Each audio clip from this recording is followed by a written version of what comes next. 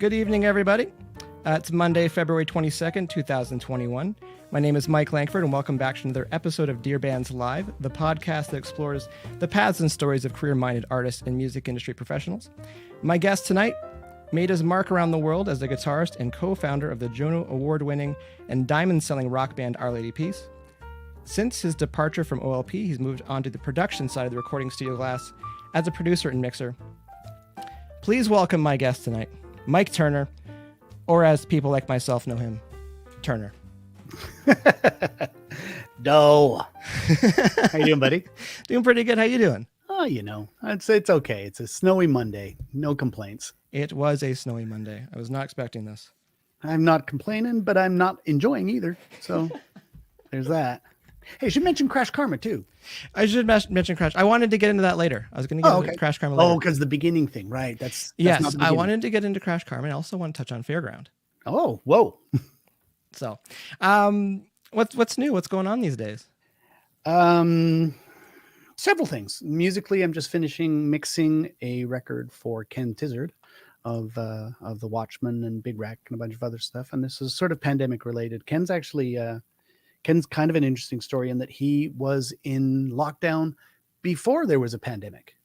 Oh, okay. His wife, unfortunately, had to have her bone marrow killed off as part of a treatment. So she had to go in, they destroyed her immune system for bone marrow transplant. And so he'd been in that for about 4 months when the pandemic happened.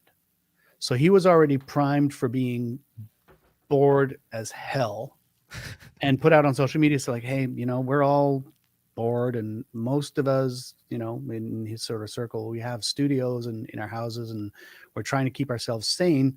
I was thinking we might do sort of a collective covers record. So that came about, and 13 songs, 40 different musicians. Unfortunately, through part of it, Ken's wife, Allison, had a fall, broke her hip. There was a whole bunch of problems there. So it was, suffice to say, it's finally getting done. It's just about finished. So that's what I'm doing right now. That's been an on and off for the last year.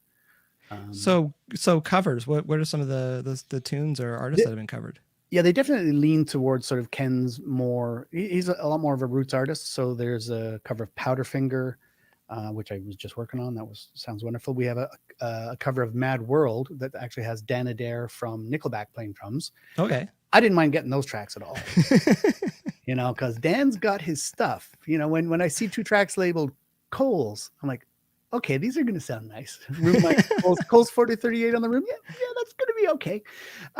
And of course, it covered the whole range of, that was one drum kit, and others were,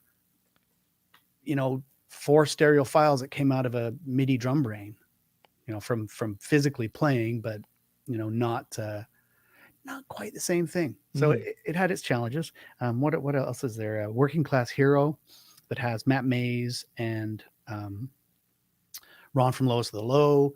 And it's been a really interesting thing because, like I said, getting all of these different levels of player, different styles of player, and trying to get him in the middle of sound like they knew what each other was doing, which they didn't.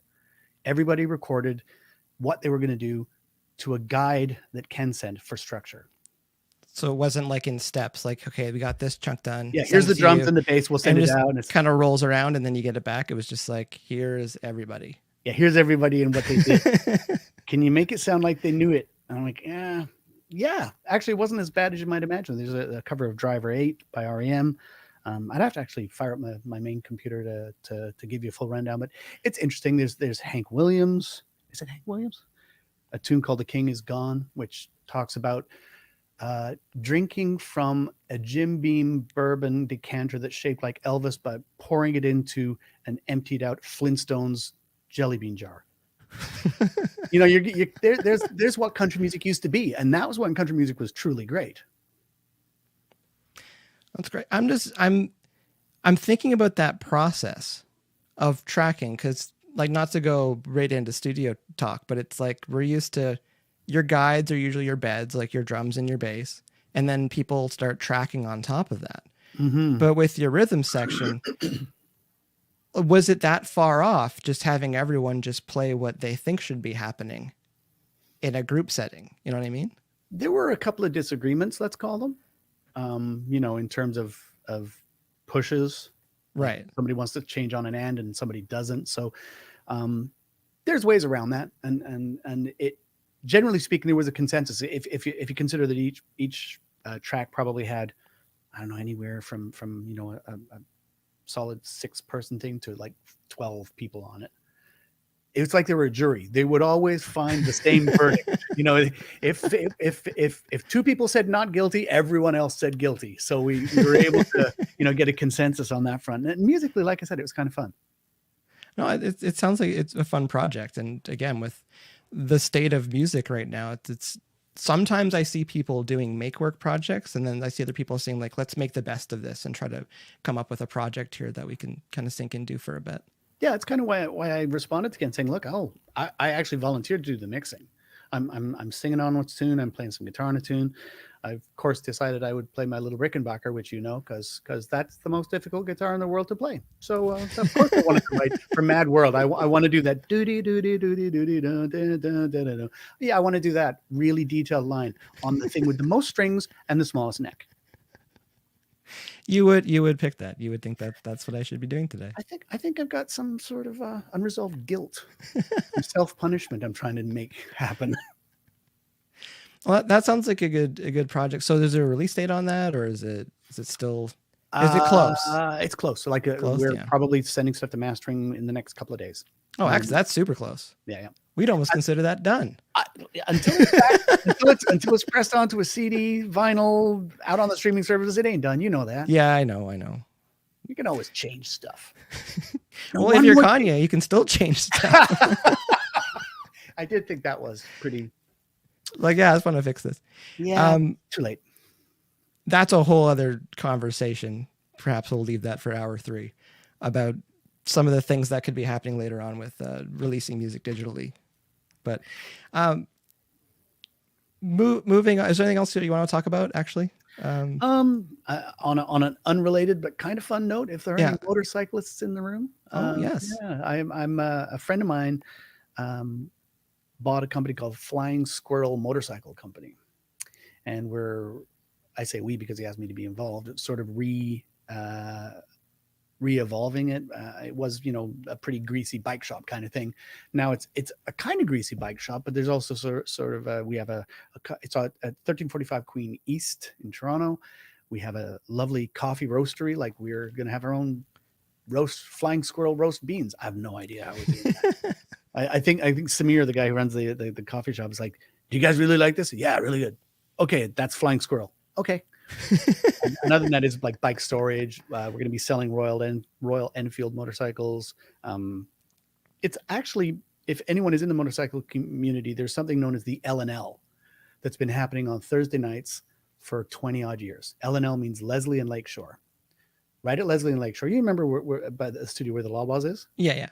Across the street where the Wendy's is? Yep. If you go there Thursday night when there isn't a pandemic, there will be hundreds of motorcycles. Really? It was just something that it grew organically, and it was its own thing. So we're sort of tapping into that community vibe. Like, that's very much what I think has always been a factor for me along my path, has always been driven a little bit more towards inclusivity and gathering a community around a particular idea. So that really appealed to me. And that's moving forward. Obviously, there's a pandemic, so you can't come to the shop, but you can look up fsmotorcycle.ca.com. I should know that, right? If it's not one, it's I can put the details below on YouTube and stuff. Well, speaking of community, because like this is motorcycles, but I also figured out that you're a car guy with it. I believe it's the Opel. Yep. I have a 1970. Well, I have most of a 1970 Opel GT. And there was a huge, because the community again. Yeah. The great thing about the internet is no matter how bizarre your tastes are, you can find like-minded souls in greater numbers there. So the reason I'm into the car, well, I'm a bit of a motorhead in general. I was trained as an industrial mechanic. I in the same month, I completed the 4-year apprenticeship to become an industrial mechanic. was laid off and signed my first recording contract all in 1 month. So it was kind of this graceful transition from one to the other. Apart from the, after nobody tells you after you sign a recording contract, there's no money for quite a while. So that was a little bit of a trick, but the mechanical has always been a great foil for me for the subjective nature of music. Sometimes you're working with someone and they can, can you make the acoustic guitar a little more blue and spiky? And I'm like, I think I know what you're saying, but the foil to that from the mechanical world, if I'm working on the car and it's a cam tensioner and I look up, how tight is this bolt? Oh, 89 Newton meters. Okay, I'll set my little wrench, 89 Newton, click, done. No discussion, no, I'm feeling 68. It's technical. Exactly. It's kind of purely absolute, which, like I said, is a great foil for the very amorphous nature of subjective talking about music. Descriptive, yeah. Or you're just like, I'm going to describe what I think and not what just I think I feel. Yeah. Instead of just turn the snare up, turn snare down. Yeah. No, exactly. And sometimes it's really hard to, I mean, the funny thing is we all develop a shorthand. Like I'm sure with the artists that you work more, and the same with me, is we definitely develop a shorthand. We may use words that don't seem to make sense to anyone else, but we know exactly what we're trying to tell each other. And that's kind of the cool thing. But like I said, the absolute objective purity of mechanical things is a great foil to have around. So that's why I love working on the Opal. It's not that it's a pretty little car. It's not a very good driving car. It was like a mid-priced from the late 60s, early 70s. So, I mean, I've replaced everything and everything will be upgraded. It's still going to not drive as good as a cheap Honda. But it's yours, community, and you love it. And exactly right. We've all got our things. I'm trying to think where to even start from. Thanks again for coming to the show. Where to even start from? And I was thinking, let's start right at the beginning. You weren't born in Canada. That's very much the beginning. Some people probably wouldn't know that. If you go further to the beginning, it'll be that night when my dad looked at my mom and said, "You're looking kind of good." Yeah, that's too far. That's too far back. That's too far. So what age did you move to Canada? I've been back and forth a bunch of times actually, but obviously the majority of my life has been here. But short form, born there, lived there till I was 3, moved to Canada till I was 10, moved back to the UK till I was 18, 17, 18, somewhere around there. And I've been here ever since. But interestingly, in terms of, figuring out who I am and how I think and et cetera, that chunk 10 to 18 is really important. And I was living in the north of England in West Yorkshire, near Bradford, which is a really tough town. And it was actually when punk rock actually happened, the first one. So I was there when the Sex Pistols record came out, and et cetera. So it was very pivotal for me musically, living there then. And the weird thing was I moved here. So I'm living in the UK and I'm 16, 17 and through that window. And I'm hearing the Stranglers on the radio, and I'm hearing the Sex Pistols. I'm hearing the Jam, Boomtown Rats, and these pretty different bands, because right before that, it was just awful mid 70s dreck, Leo Sayer and just dreadful stuff. And so that whole, punk movement, new music, was very invigorating, and it felt like it came along at the right time. I suppose it probably something like that comes along in everybody's lifetime at that point. But for me, it was suddenly like, wow, music's not this boring crap that I've been hearing on the radio. It's actually exciting and vibrant. And I was like, yeah, this is amazing. So I leave Canada and leave the UK and move back to Canada. And I remember turning on the radio, and the first song I heard was Babe by Styx. I did not feel good. Did you feel like you made a mistake, or I the thought radio's broken, or I thought nothing against Styx? Nothing against Styx. No, I hate not anything against Styx, but no, it was dreadful. I was like, this is awful. But as is often the case, the UK has always been, in terms of music, they're generally a little further ahead, and you get a lot of different, very nichey, pretty unique stuff. So it took another couple of years after I was here for sort of punk, alternative, etc., to find its way here. So that was probably around the time I was leaving school, like grade 12, 13. There was such a thing then. And that's pretty much around the time I picked up a guitar. Probably, I think, grade 11, somewhere around there. You picked up a guitar, your first guitar was grade 11? Yeah, something like that. I was 16, 17. Wow. Well, I mean, the thing for me is in terms of thinking I could play music, or even I don't think I ever thought consciously, well, I'm going to make music. So playing guitar looks like fun. That was sort of where it was because the only thing I had that wasn't awful dreck before punk was Queen. I saw Queen 3 times, 2 of them here, but that's fine. So I'm old, but I saw the cool bands. So, but the thing with a band like Queen is, in their day, they were aliens. You just couldn't relate to them. Obviously, there's no internet, and the only things that you ever read about them were things in magazines and papers, and it was all somewhat controlled and probably contrived. So there was an absolute wonder, like, oh my gosh, their lives are nothing like anybody's. They were miraculous almost, and punk absolutely deflated that. Not by any other means than saying, we're not. We're just like you. We're just as, beaten down and having problems, because that was why punk happened in the UK. It was summer 77 was the Silver Jubilee. So they're having this big, yay, the Queen, yay. I don't mind the Queen, but everyone else, there was a drought and massive unemployment and basically riots. So there's this huge, like I said, I lived in the North, which was economically destroyed. The town I'm from, Bradford, I was living then, the unemployment at one point got over 50%. It was horrifying. So there was a little bit of, let's call it, recalcitrance. To be, yay, happy Queen, yay, the Queen, yay, now I'm bloody hungry. So that was what sort of gave a lot of the impetus to punk. That's where a lot of that anger came from. And, that's what made me, when I started to pick up a guitar, if the first thing you try to play is Bohemian Rhapsody, you're going to have a bad time. But if you pick it up and try to play God Save the Queen by the Sex Pistols, you're probably going to get most of the way through it.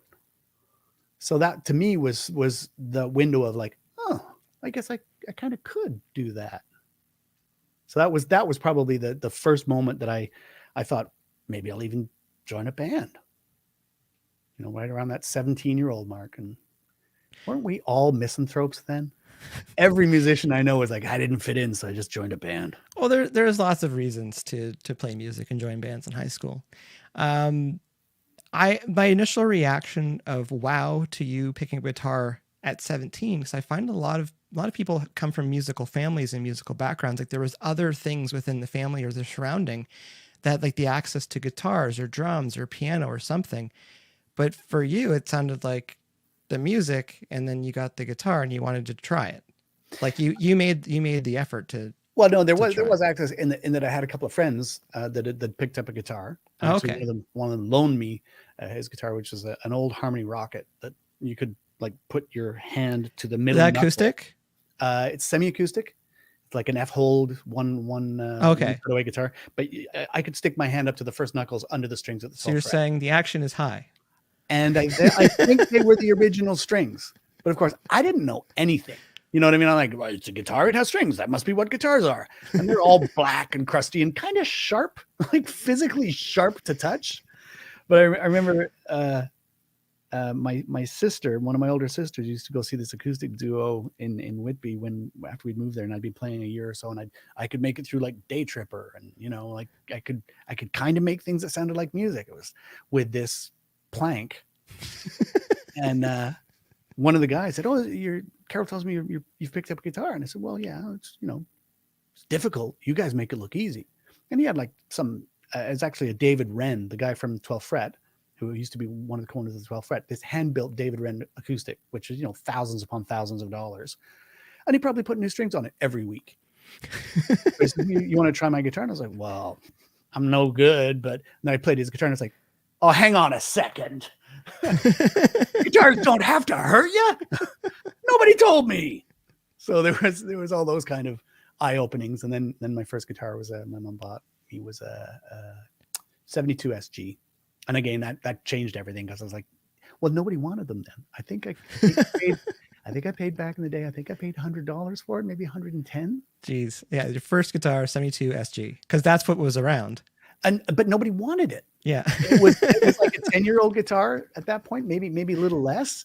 And it was, well, it's all kind of wood looking. And everyone at that point were starting to look at the pointy sticks with, lightning bolts and shit.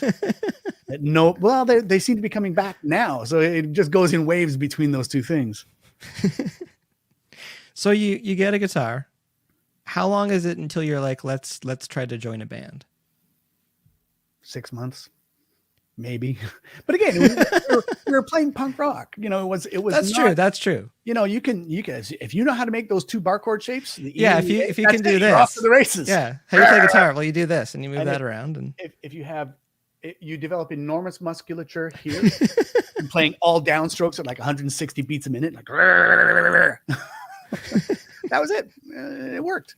That's the test. You passed the test. As long as can you keep going? Can you keep your hand at that speed for like 2.5 minutes? Yeah. Okay, good enough. Can you get through 12 songs in 20 minutes? So. Exactly. So your first band, do you remember much of that? Or was it like one of those, like we were a band for like 3 weeks and then... No, we were a band for a few months, I think, but there was a bit, because I was also at that point about to head off to university. So I think it was probably a band for maybe a year and a bit before I went to university, and we played some gigs locally and it was fun. And, we all had no illusions. We of course thought, well, we sometimes open for real bands, which were just bands from our area that had been playing longer. I'm actually doing an attempted restoration of a band called Durango 95 that were a big band for me. They were from Durham region. On the first album's called Lose Control, and it's awesome. It really is. It's. I'll send you some tunes. I think you really like it because it's good. Really raw. It was made to tape live off the floor, pretty much. But great tunes. Really enjoyed the playing. And that was one of those things. It's like Paul McNeil is actually the guy he's the guitar player in the band. He's an old friend. He actually taught me guitar for like 10 minutes. And seeing him do this really cool band, it actually released an album, a vinyl out. There was only vinyl at the time. I'm old. Actually released an album with artwork and everything. You're like, holy crap, they did it. As though it's, it's a giant miracle. And that was another one of those informative moments that sort of make you think, maybe. And on and on, then through university and out of university and other bands. And if you want to fast forward a bit through the various bands wasteland, playing in Toronto, because I lived out in Whitby, playing in Lee's Palace, starting on like Tuesday nights, see how many people you can get in there on Tuesday, and work up till we made it up to a solid Thursday night middle band. we were doing okay. And then some folks got interested, management and that kind of thing. And the band decided my style of guitar was not the right one. So they fired me. My best friend fired me from the band because the other guys didn't have the guts to say anything. And he's like, I'm not just going to stand here with us all staring at our feet. We said we were going to do this. Guess I'm the guy that's got to do it. We're still friends. So that's all good. After a significant gap, but they fired me because I kind of sound like me. This is an ongoing theme. Well, what did the band sound like that they...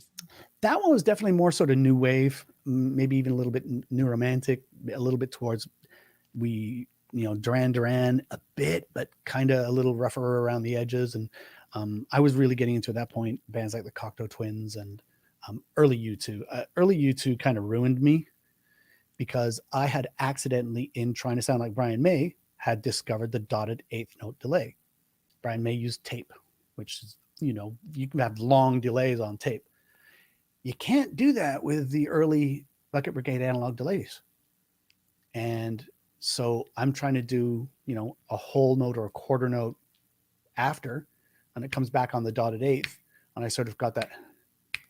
And you can play against it. And Yeah. I got, I've got a thing. I've got a thing. And I wrote so many guitar parts with that thing. And then about 6 months later, Boy came out. And I was like, that's the thing. So what? But the thing was, I had the arrogance of being a kid and going, I did it first anyway. And it was actually not until Arnold Lanny, I'll get to that in a second. Anyway, so I had my thing, which may have involved a lot of delay, JC120, very spacey. But I'd also always kept an ear in the rock camp. I've always loved, AC/DC. So I don't think they're exclusive. It's just good.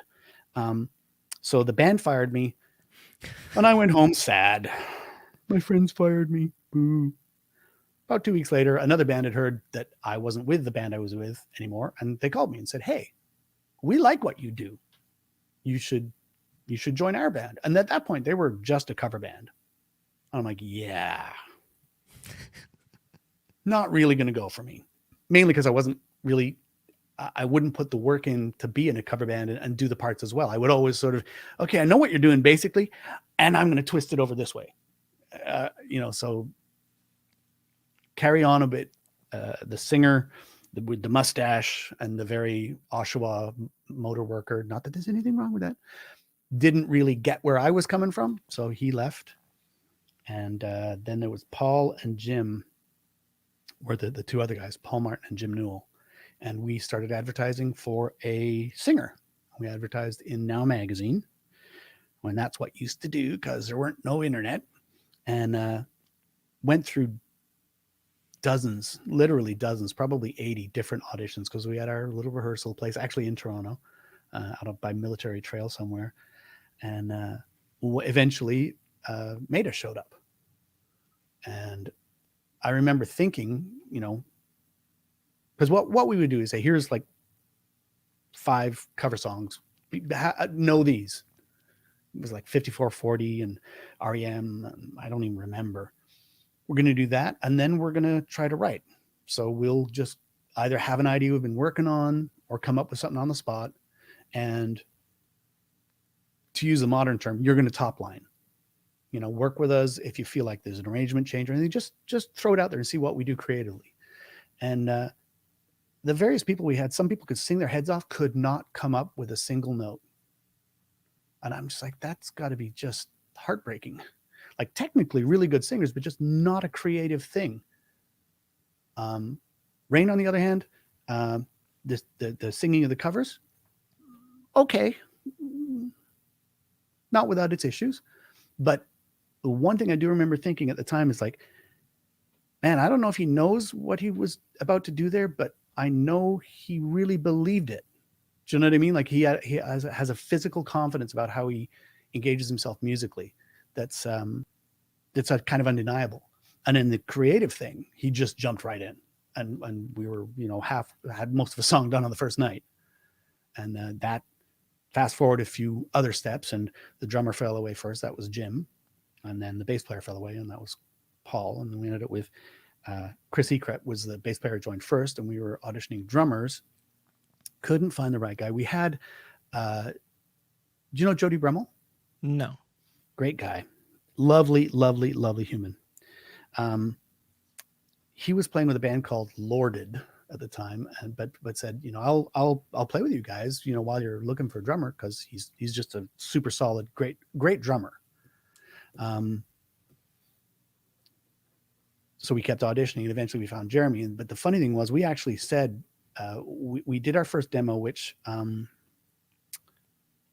I think John Bavette from Frozen Ghost did the drums, if I remember right, because we'd started doing. Oh no, the very first one was still Jim. That's right. The very first one was still Jim Newell, and Arnold. We were recording at Arnyard because we booked the like 2 a.m. to 6 a.m. window for $100. How did you hook up with Arlani?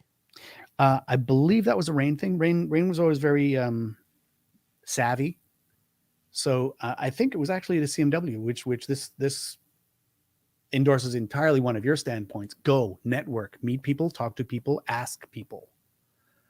And Arnold was on a songwriting panel, and he kind of went to war with one of the publishers, who was saying what his thoughts about are, like how soon you should reach a chorus and this and that and that and that, which none of which were really necessarily wrong, but it sure got under Arn's skin as a writer. I think it just got under Arn's skin, and he just went after the guy, and we were like, we like that guy. He just told the guy from the record company, "You're full of shit. You don't know what you're talking about." And we were like, we like that guy. So that's where we first got together with him. And then Raine had sort of family connections through a couple of steps that knew Arn would be at I think it was a bachelor party or something, just some social event. And so he made sure that he could be there and continue that contact. And then that's what led us to the studio to get the cheap time. That was what that little leverage got us. And then after the first demo, Arn heard it and went, "Oh, there's something kind of cool going on here. Your drummer's not going to make it." Because this was way before, if you couldn't play, you couldn't play. There was no editing the drums. There was no sound replacement. You hired a drummer. And we approached it very much like we understood, not that any of us were great by any means, but as you know, you can only ever be as good a rock band as you are having a drummer. You know, if you have a great drummer, you can be a great rock band. You might not be a great rock band because you have a great drummer. But if you have a bad drummer and you have a bad drummer and you have everyone else is great, too fucking bad. You're a bad band. You know, the drummer is the limiting factor, especially in those days where you actually had to play the damn thing top to bottom.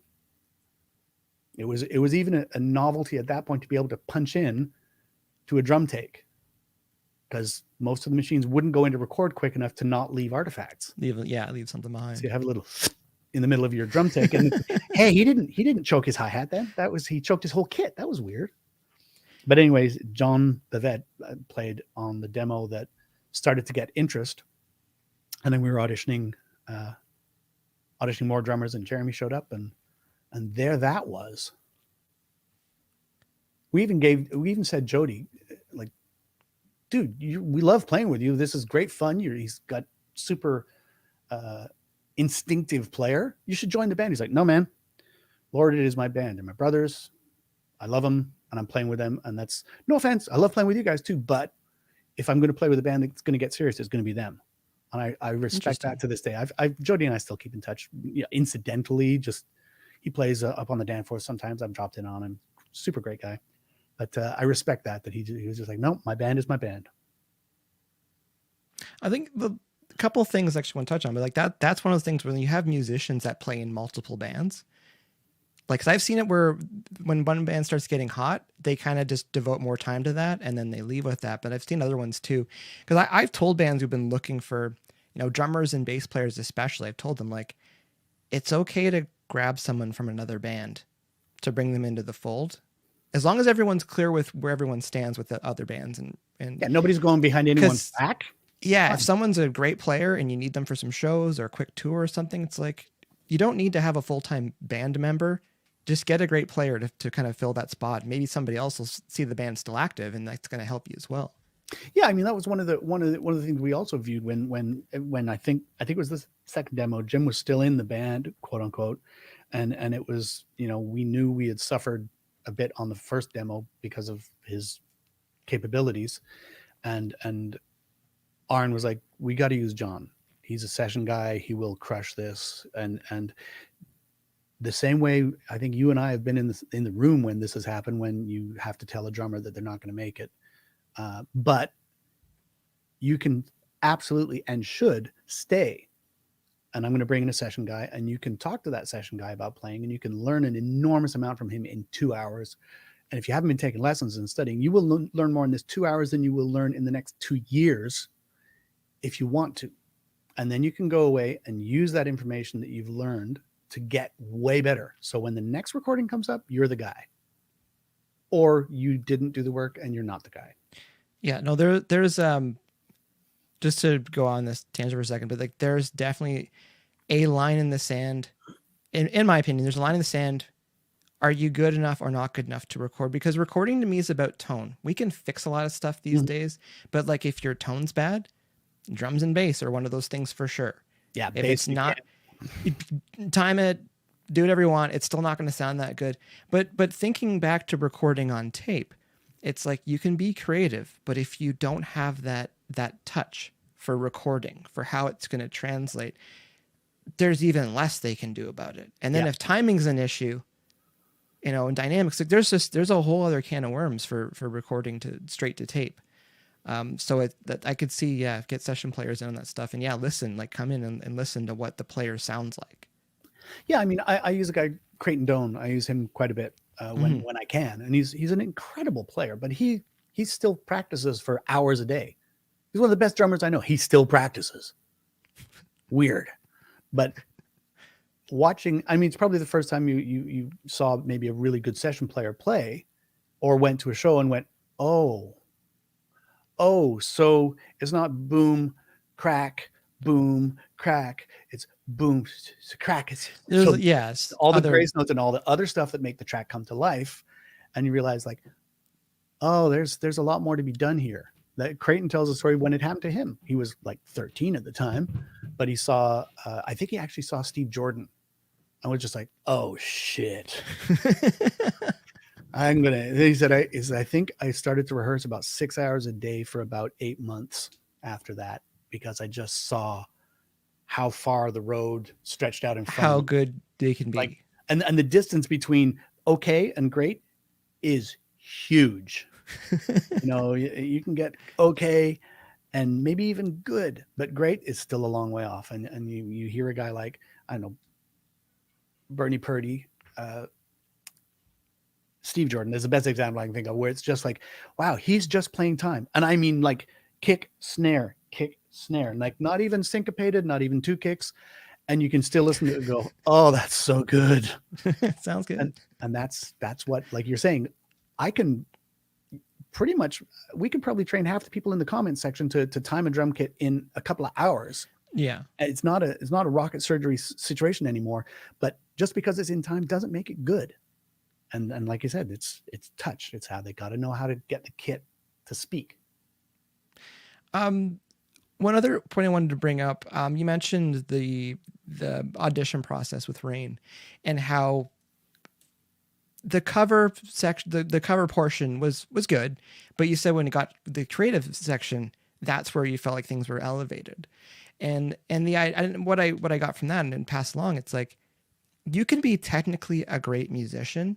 And I think there's lots of, especially when it comes to covers, there's lots of musicians who can emulate what other people are doing. But when it comes to them actually finding their own, that's where they start to stumble a little bit. And it's okay in some sense, but when you're trying to write original music, what do you do? And so when we talk about tape and having to be, great performers and lay this stuff down, but if you don't have the creative juices to begin with, like it's such a crucial element these days. Yeah, I think that's still like it didn't go away. Yeah, I think that's one of the interesting things in that that in a way things have become elevated as they've gotten more easy, because that has come to the forefront. Like you could have great session players who had not a creative idea. You know what I mean? They were just bland, great players, just bland. Do you know what I mean? And now you can have somebody who's, much like myself, not brilliant guitar player, but I'm original. I developed, apart from the edge thing, which Arn paid me $50 to turn off the delay. When we started working on pre-production and demos with Arn, he was like, man, I hear what you're doing. And he was a big U2 fan at the time, because, everyone remembers Sheriff, When I'm With You. Mm-hmm.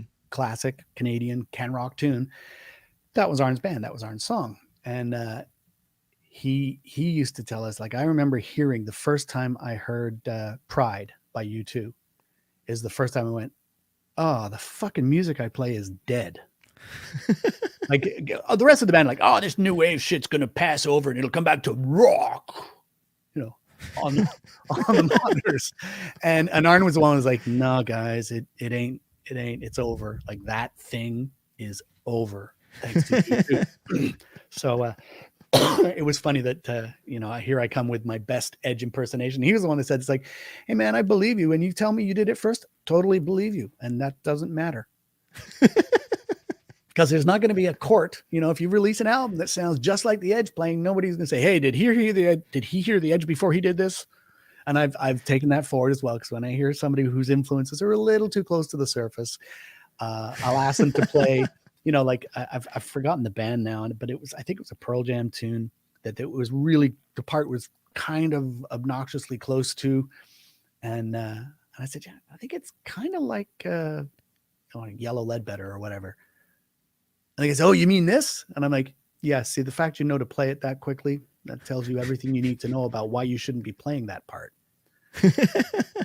So I took that to heart when Arn busted me about that. And I'd always, to a degree, had that. Like if I felt, oh, this sounds like this guitar part or that guitar part, I would always like take it apart, work it over, do it a different way, try to do it in a way that doesn't sound like anybody else. And not that I was self-aggrandizing. That's not what I was doing at all. I was more like, oh, fuck, if they compare me to anyone, I'm going to suck. No matter who they compare me to, I'm going to be worse than that. So I better make sure they can't say he's trying to sound like Jimmy Page or Brian May or the Edge, because I can't. I'm not going to be that good. That was, you know, that I guess that ironically, that insecurity pushed me into a more original.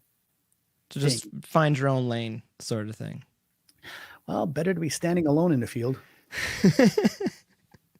So we've got the art. Is the band known as Our Lady Peace at this point, or is it still? I think that was As If still at that point, which is a pretty terrible name. Pretty terrible name. Yep. So where did you come up with As If? I don't even remember. I think it was just one of those, you know, when you're trying to name a band, you just go through so many stupid ideas, and eventually, I think you just give in. Like, yeah, we don't have another one. I guess the last one we came up with, I guess that's the name of the band now. I was going to say, I guess you couldn't check to see if the .com was available at that point. So nope. You could, if you were going to do something, you go to the business registration library. It was at Young and Wellesley, because you're going to register your company, right? Business as, and if it was already registered, well, there you go. That was as close as you got. So As If X. Yeah, As If Toronto. I think official. I think we were being ironic, as if. I think it was that sort of not believing the end, but it was. I reiterate, it was a terrible name. So there, and we started to get. I don't remember when the name change happened. I think it was probably, like I said, Jim left the band, Paul left the band. We got Chris Ekret. And we'd already been sort of demoing stuff and developing on that front. I think Jeremy was around before we. Oh no, he. If I went digging, I could find it, because I've been like COVID for everybody. I'm gonna prove it. I'll be back in 2 seconds. All right, I'm gonna check the chat here for a second. Yep.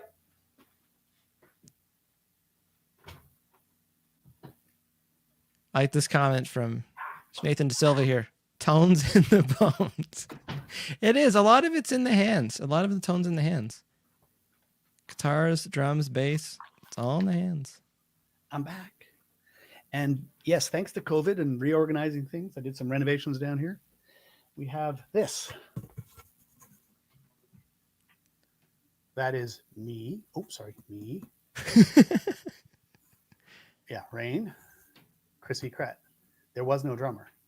So this is one of the very first, and there's the name. Oops, mirror imaging. There's the name. So at that point, as a 3-piece, we were already Our Lady Peace. So then Jeremy came and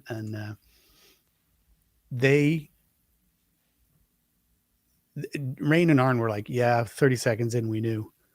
And I'm like, it took me about 2 minutes. It made me seem like a total jerk. But yeah, I've always been so lucky with drummers. I mean, Jeremy's such an original,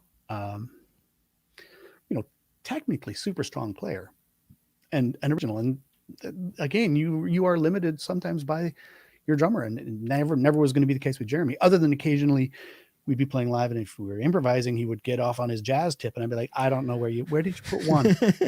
We had a one that everybody liked. It used to be right here. I don't know where it is now. So you bring in Jeremy into the fold. Are things starting to take off after that? Were things already in motion? Was it just finding a missing piece? No, or? yeah, things were in motion. I think we'd already had initial interest from Sony, and it was a very different time.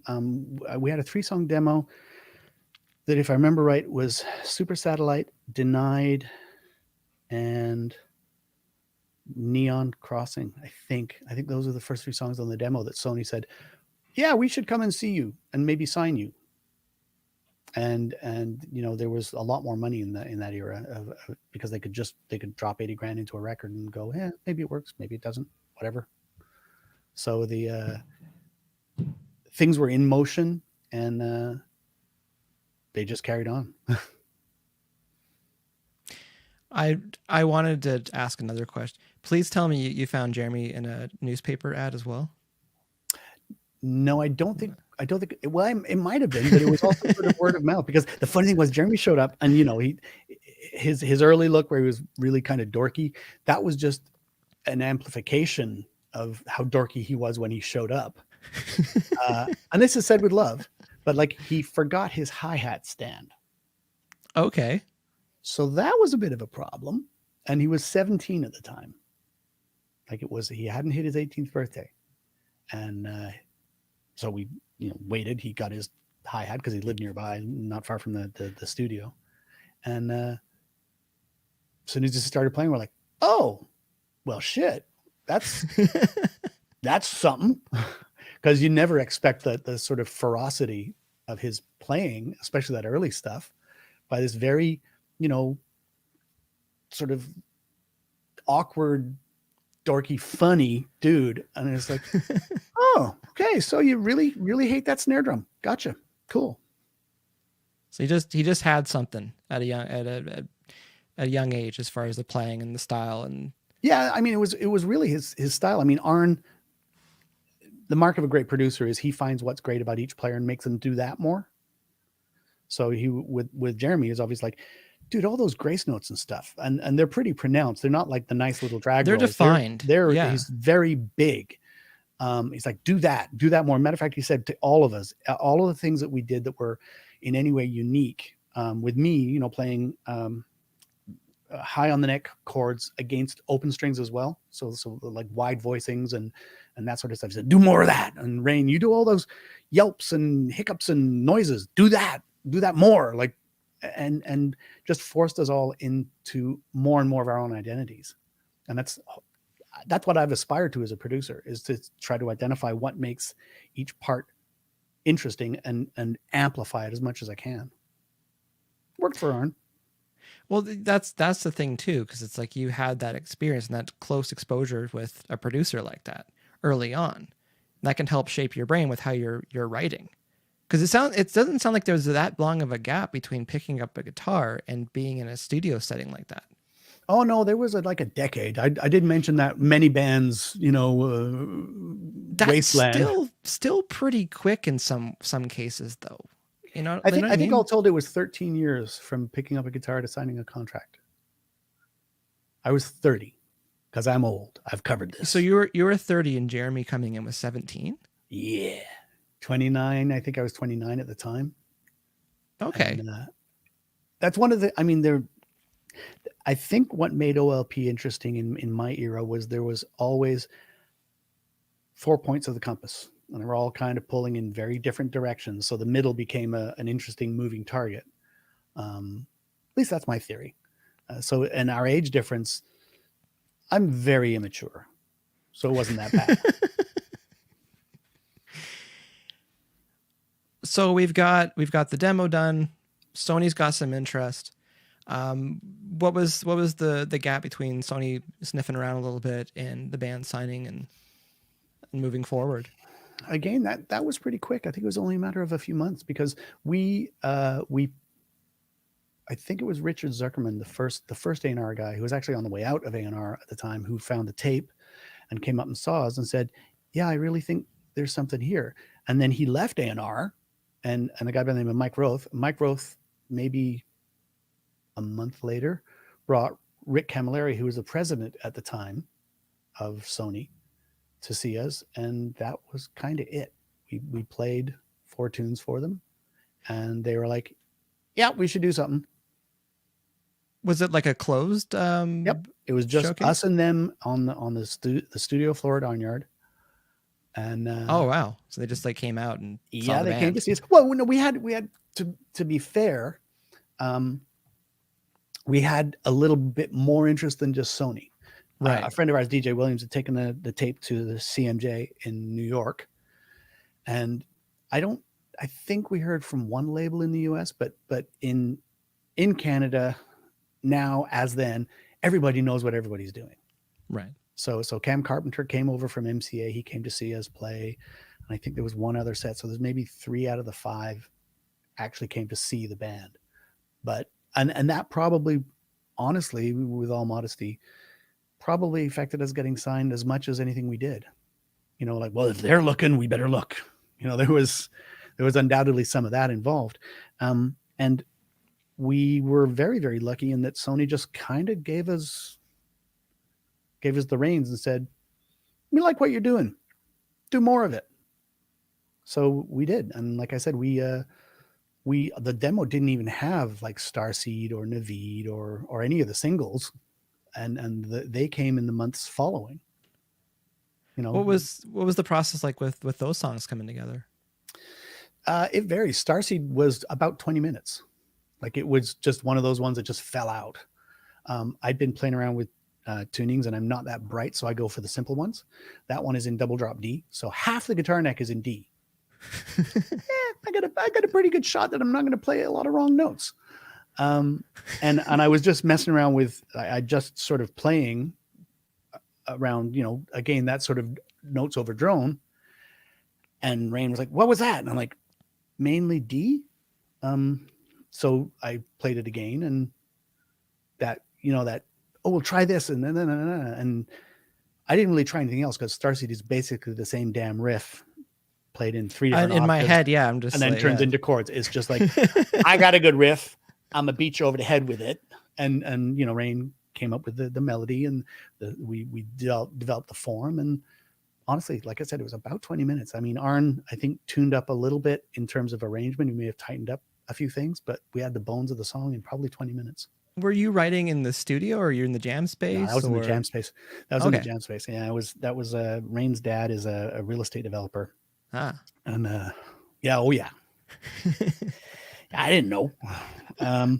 But there was empty industrial space out off Dixie Road. So that's where we were. And yeah, it was not, I mean, most of the tunes, I think Naveed was written, but I didn't have the riff, and Arn came up with most of the idea of the riff. And we definitely had a rule of put your damn ego in the umbrella case outside the door. If somebody has a better idea, you goddamn well use it, like, no matter what. So that was very much what we did. And if Arn came up with a great idea, I want to play it. So we got our Sony deal. We're making our record. What was the process like making the record? Like, what was there any point during the record making process where you were unsure if this is the path you wanted to be on as a musician? Oh God, yes. Repeatedly, like, even the way all the way through Clumsy, through pretty much my entire recording career, if I at some point I'm not looking into the abyss, in metaphorically speaking, you know, I'm probably not trying hard enough. You know, I don't know. Have you ever really just gone, yeah, that's good, I got this? Well, there's the idea of it being like, it's fun sometimes when things are easy, but just like when, I think some musicians don't understand like what hard work in the studio really feels like. Well, I will tell you, as I've probably told you before, because we're old friends. When we made Clumsy, when we came out of the studio, we thought we had failed utterly, because every performance only was in place because we didn't have anything better. So every performance was a failure in some regard. Now, I take that stuff a little too hard. I put put a lot of weight on my own shoulders, and even if it's somebody else's weight, I'm there to. I've got broad shoulders. I'll go for it. But we also had a saying, aim above the mark to hit the mark. So if you're, you want to sound like a really, really good band, a good three-piece, be better than Muse. And be honest with yourself. When you do it, are you better than Muse? You might not, but if you hold yourself to that standard, it will sting a little, but the end result would be worth it. I think. I mean, I think honestly, we pushed ourselves a little too hard a lot of the time. Probably about 30% of the work was just self-abuse. Well, I remember you telling me, like, especially with the drums, like marking out all the ghost notes, the accents, and just trying to line that up with the guitar parts, and like making sure everyone's like really in sync with all that stuff. Yeah, which again, no editing. Yeah, I mean, both Naveed and Clumsy were done Clumsy was done on a digital. It was done on an Atari Radar, but there was no visual editing. At least you could punch in and undo. That was a fucking revelation. Undo? What do you mean undo? Because, before, for those that don't know, if you're recording on tape and they what's called punch in, which means we're just going to replace these 6 notes that you kind of didn't play great. So we're going to hit record at note 1 and we're going to hit unrecord at note 7. But if I miss and I go note 1.5, too bad. No undo. It's like it's permanent destructive editing. So punching in was always a little fraught, because I mean, if you absolutely had pooched, great. Punching in is not a problem because you have to fix it. But if you're like, that's pretty good, let's see if I can do it any better. And then they record you doing it not better. So, okay, we're backwards now. So let's try again. And that can really get in your head. And then when we got the Atari Radar, and the first time the engineer, Ange, hit undo, I'll just undo that. I'm like, what? You're going to what? We'll just go back to the one we had. I'm like, shut up. I can try this again and not feel bad. Yeah, exactly. I can fail. Less people feel bad now. This is all good. But yeah, it was always something we pushed ourselves to try to improve on. And I think it was personally a little destructive and emotionally really not great.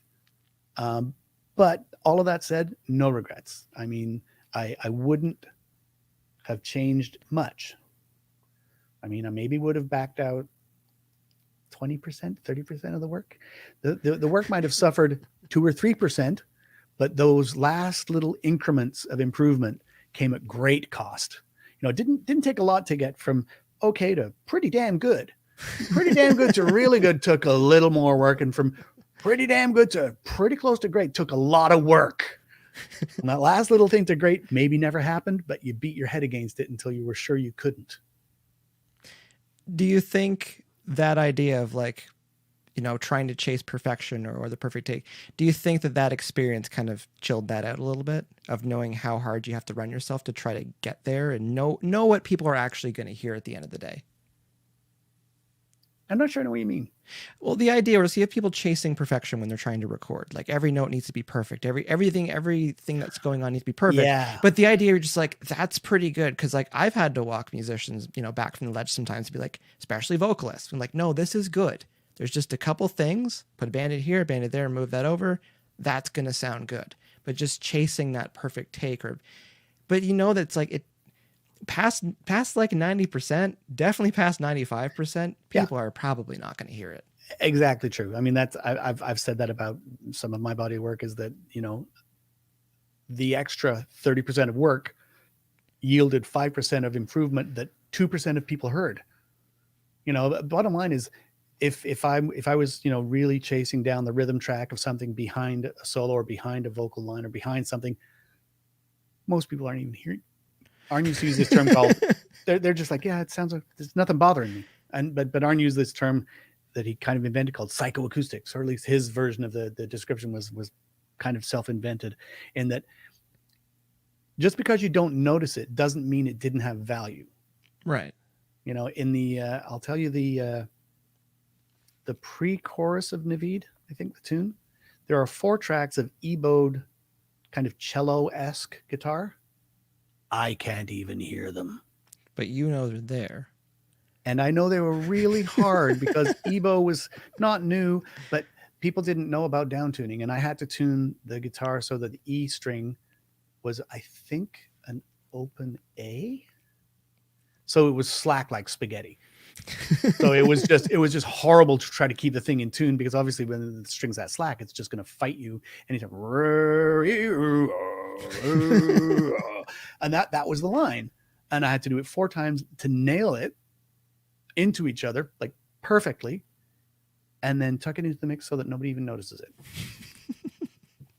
Didn't make me angry. Oh, the joys of recording. So, pardon? Not just coughing. Oh, okay. So let's maybe fast forward. So the record's made, singles come out. Like what's kind of the next step in the process for the band? Well, for us, when we were negotiating the deal, we were really, really, really adamant about tour support, because this is when budgets for that happened, because we knew, I mean, our intention on those first demos that started to get the attention of labels, we were making those demos so that we could get gigs, because we knew it's like, you can't be great without having played a lot. And we'd played, 24 gigs or something ridiculous. So we said, you're going to have to spend money on tour support, because we want to basically get in a van and play our asses off so that we can actually, live up to the record we've made as performers. I mean, we could play the parts at that point because we'd done them thousands of times to record the damn thing. But there's also a huge difference between playing a song and performing a song. And we knew that only comes from playing on stage. And I think the number's around 200. I don't know if you've got a number in your head.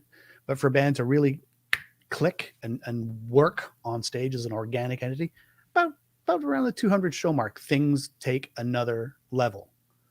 And that sort of, musical telepathy starts to happen. And there's that easy grease. If something shifts, everything shifts. But, and again, as a performer, like if I'm just standing here playing, nipple riding guitar going, I'm playing perfectly, but that's not performing. And that's not to say that it's, the other extreme of choreographed moves. And, we've got milk crates with lights in them at the front that we stand up on and look. Yeah, that's neither here nor there. The honest interpretation of the physical act of playing is what performance is, to my mind. And that definitely is something you learned. I mean, I remember when we were, we got the Page and Plant dates and the Van Halen dates. And Page and Plant was only, I think, 4 dates. But it's the first time we were on a stage. The stage was bigger than the bars we were playing. We're in an arena stage. And we're playing, 300 seaters-ish. I'm like, the stage is 75 feet wide. What the hell? Is that, sorry, go ahead. Sorry. I was going to say, fortunately, we had our agent, our co-manager in the U.S., Karen Kaplan, had a friend who was an agent who wasn't our agent, but was friends with Karen, and came out and sort of gave us notes. As they say, we're going to give you notes on your performance on the big stage. And it's like, guys, I mean, this guy, Bill, I've forgotten his last name, kind of a big deal. He used to work with this English band, Led Zeppelin. Yeah. And a few others. So he's this, storied cat. And he's just telling us, this isn't being dishonest. Like, I'm not saying for you to, dance, little monkey, dance. You're on a big stage. It requires bigger movements. It requires more. If you want to communicate outwards from a large stage, if you stand huddled around the drum kit, it just makes you look small. So learn to perform. So just take up more space around you when you're on the bigger stage. I wanted to ask too, like, first time being on a stage that size, did you have trouble hearing each other? Is it the first time you're like, I really need my monitors to work? Because that can be something that can kind of freak people out too, because you need to be able to hear what's going on. And when you don't have your sight lines anymore, and you're not trying to not get hit, you're trying to avoid getting hit with a cymbal that's right beside your face for most of the show to giant stage. Yeah. I mean, also remember that was actually during the Van Halen tour that we were on in 95. That's when in-ear monitors were invented. They didn't exist before then. So the Page and Plant thing didn't exist. You had wedges and you had massive side fills. So it was pretty blistering on stage. We were well, I mean, I have music-induced hearing loss. Thank you very much. And not in a, you know, a harmful way, but definitely as a result of being on stage with a really loud drummer, Mr. Taggart. It was so funny that the first guy, Marshall Chasen, was the audiologist I saw for the first time, and he tested my ears. And I think it's awesome that there's a guy by the name of Marshall Chasen that deals with musicians' ears. Of course, seems perfect. And I remember, you know, this is the band that was doing, you know, starting singles that happened, videos that happened. They were sort of on the up, and got my ears tested because they used to ring a lot. I used to use a 100-watt Marshall and a 100-watt twin, and the not Marshall the high watt was set for my distortion sound, which was loud as hell. And everyone knows how loud a twin is when it's clean, and that was. I had a pan pedal between the two. That was it. I mean, I had a couple of other pedals, but barely any effects at all. Just loud. And so he tests my ears and says, "Oh, your left ear is worse than." I said, "You know, oh, so you play on stage right?" And in my head, I'm like, "You've seen the band, huh?" It's like, no, your left ear is quite a bit worse than your right ear, and I'm guessing that's the one that faces your drummer. I'm like, okay, yeah. Cymbals, because they go straight in and stab you right in the brain. And so that was our thing for monitoring. It was big side fills, and I've always been, if I can hear the drummer, the drummers that I've played live with, it's never been a problem. Taggart and Jeff Burrows, if you're within the same building as them, you're going to hear them. They're both loud players.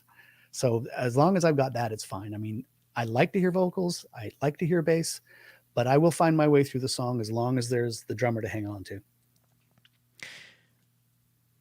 Was there a point when things like really started to take off where you weren't really sure where it was going to lead to? Like when things started to snowball, the success started ramping up, you know, like just more, quote unquote, more of the rock star lifestyle started to kind of make sense of like how this happens, how bands start to blow up, how songs start to blow up, how like things start to rise that way. Well, I mean, you're going to have a totally different experience than I did because, you know, we had a 40 350 half school bus. So, you know, like the specials, the short bus, that was us. We put over 200,000 kilometers on it, back and forth across Canada like 6 times, around the States twice. It's just ridiculous. And there was no internet. There was no satellite radio. You listened to whatever was nearby, if the radio worked at all. So you really were very isolated. I mean, I thank God my girl, who I'm still with, God bless her, worked for a company that had a 1-800 number. So I could call her from like a gas station in, you know, Dubuque and at least have some tether. But in terms of what was happening for the band, I wasn't really aware. I mean, we for the Van Halen tours, the first time we got on a bus and we left, and we just didn't hear much of anything because, again, you've done enough of that type of touring to know that, especially when you're playing sheds, you're just shut off. You know, the only thing is like, wow, this shed's good news. It's got a laundry room. You know, we can do laundry here. This is amazing. So I do remember coming back.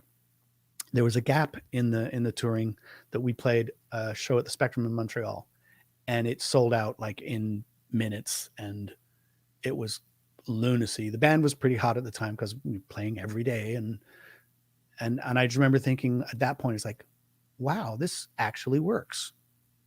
This actually works. People like this band. Wow. Because everything else at that point was sort of, you know, one foot in front of the other. And I think the other time was probably right before that. I lived near where I live now then, just off the Danforth. And I remember hearing, going, what the fuck? That's our song. And somebody had it like just cranked with the windows down in the summer. I'm like, that's cool. That's cool. I like that. It's definitely those moments where it could sink in, where you're just like, no, this is real. Like this is happening. Yeah. And I mean, and at that point, I think there's it's like you're on a high wire, but you haven't looked down, you know, because you're just putting one foot in front of the other, doing the thing, got to go play this show. And yeah, they're playing arenas and amphitheaters. And there's, you know, 10,000 in different Van Halen fans kind of watching us. So, as an experience, it toughened the band up. But when for example, we got the big sold out show in Montreal, or, we hear ourselves on the radio a lot, and we become the annoying, ubiquitous, oh my God, they're overplaying this fucking band like crazy people. That's when you look down and go like, oh, if I fuck this up, I've fucked up something that's real. You know what I mean? This is, now I know I'm not walking along a rope on the floor. I'm several hundred feet up. And if I fuck this up and fall off, I got a long way to fall. So, I mean, it's mixed blessings. To go back a little bit. So you finish school, the band starts to kind of get serious. You sign the record deal. Was there a point with people around you when the band's trying to get to this point where they're kind of giving you the subtle hints, like, maybe you should get a real job, like maybe you should do something else? Well, I alluded to this when we spoke earlier today, but I'll give you the full of it. So, remember the band I talked about with Paul and Jim? Well, Paul was an industrial mechanic and had this job being an industrial mechanic. And he said, we need somebody to sweep the warehouse. And at that point, I think I was working in music retail, or I might have been working in the A&A's warehouse. It was music related. And it was like 50% more money than I was getting working retail to go and sweep, chase a broom around a machine shop. I'm like, yeah, I can do that. The Germans that ran the shop realized I wasn't an idiot, offered me an apprenticeship eventually. And 4 years later, and all the shifts through the band, I completed the hours for my apprenticeship, for my industrial maintenance mechanic tickets, was fired, made redundant. The company had been sold. So I got enough hours that I could sit my tickets, which I did, and I passed. But I was fired, sat my tickets, and signed the first recording contract in the same month. So I had a real job that was very promising. As a skilled tradesperson, that's a good gig. I mean, you can lose fingers, but I didn't do that. Oh, then. But with family and friends, though, because like one of the things we in the before times when we could get together, you'd always hear that question, "How's the band doing?" It was always loaded, though, right? Yeah. No, I mean, the question was loaded, not you. Yeah, it's like, at what point did it feel like you had the news, or they would stop asking that question, "How's the band doing?" I think for some of them, it kind of made a transition to, tell us some stories. What's it like? Okay. It's hard work. They want dirt. They go from exactly. They want to see the Motley Crue thing. And I'm like, no, man, that wasn't this band. We just worked our asses off. But I was also very lucky in that, like I said, I had a stable relationship. I had a good job that certainly I was managing to do both things well enough. But I did get the occasional. Actually, funny. I just flashed on a memory. Talking to Raine, going to see Porno for Pyros, and at that point he was going by Mike, which is his first name on his birth certificate, and he was saying, I think he's going to call him. I'm going to go by Raine. I said, why would you do that? He said, well, I think it's sort of self-invention and it's cool. I like the sound of it, and well, you're already a Mike, and I'm like, dude. I want everyone that said no goddamn way that guy is going to do anything. I want them to see my name. Yes, I do have a slightly vengeful side of that, because there were those that were like, you play with too much effects, or you play with this criticism, all the sort of bullshit criticism that you can get from the occasional backbiting local scene. So I did get some of those questions, like it wasn't even, I think the way you're framing it is almost like there's compassion and care there. Like, how's the band? Are you okay? There's two sides to the coin of that question, though. Yeah, because the question that I always felt was like, how's that band you're in? Because that's what it feels like a lot of the time. Yeah, exactly. It's like, how's that band we think sucks that you're in? There's that implicit under thing is like, have you given up yet? Because you really should think about it.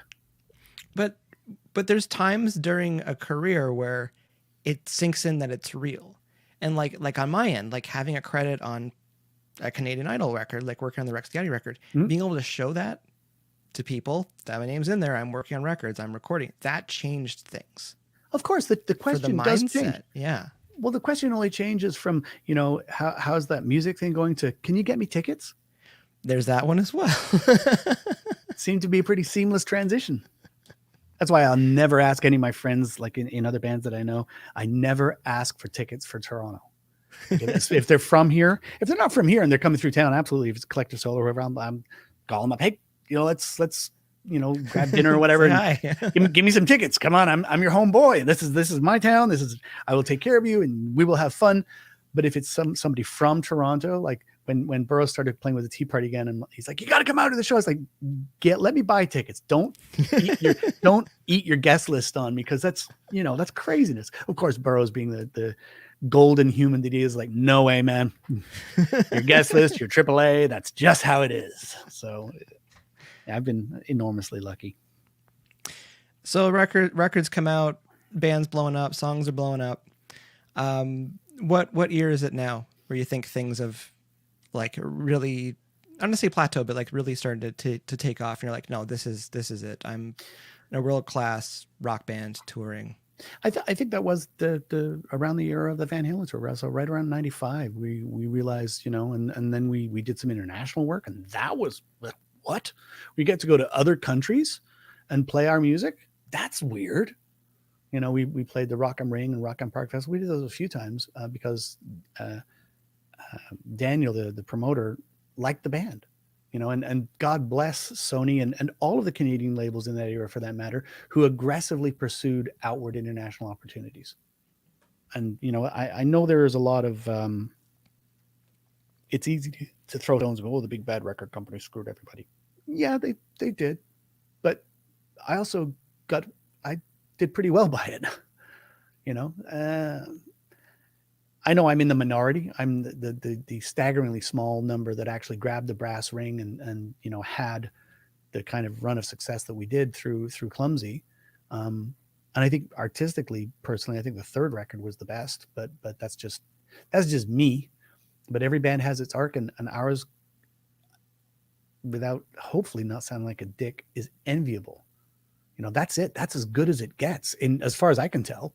And unless you blow up internationally, but in terms of a Canadian band for success at home and reasonable success in other places, I'm good. That's more than enough. So around 95, 96, you played Woodstock 99? Yep. What was that like? Funny you should have brought up monitors earlier.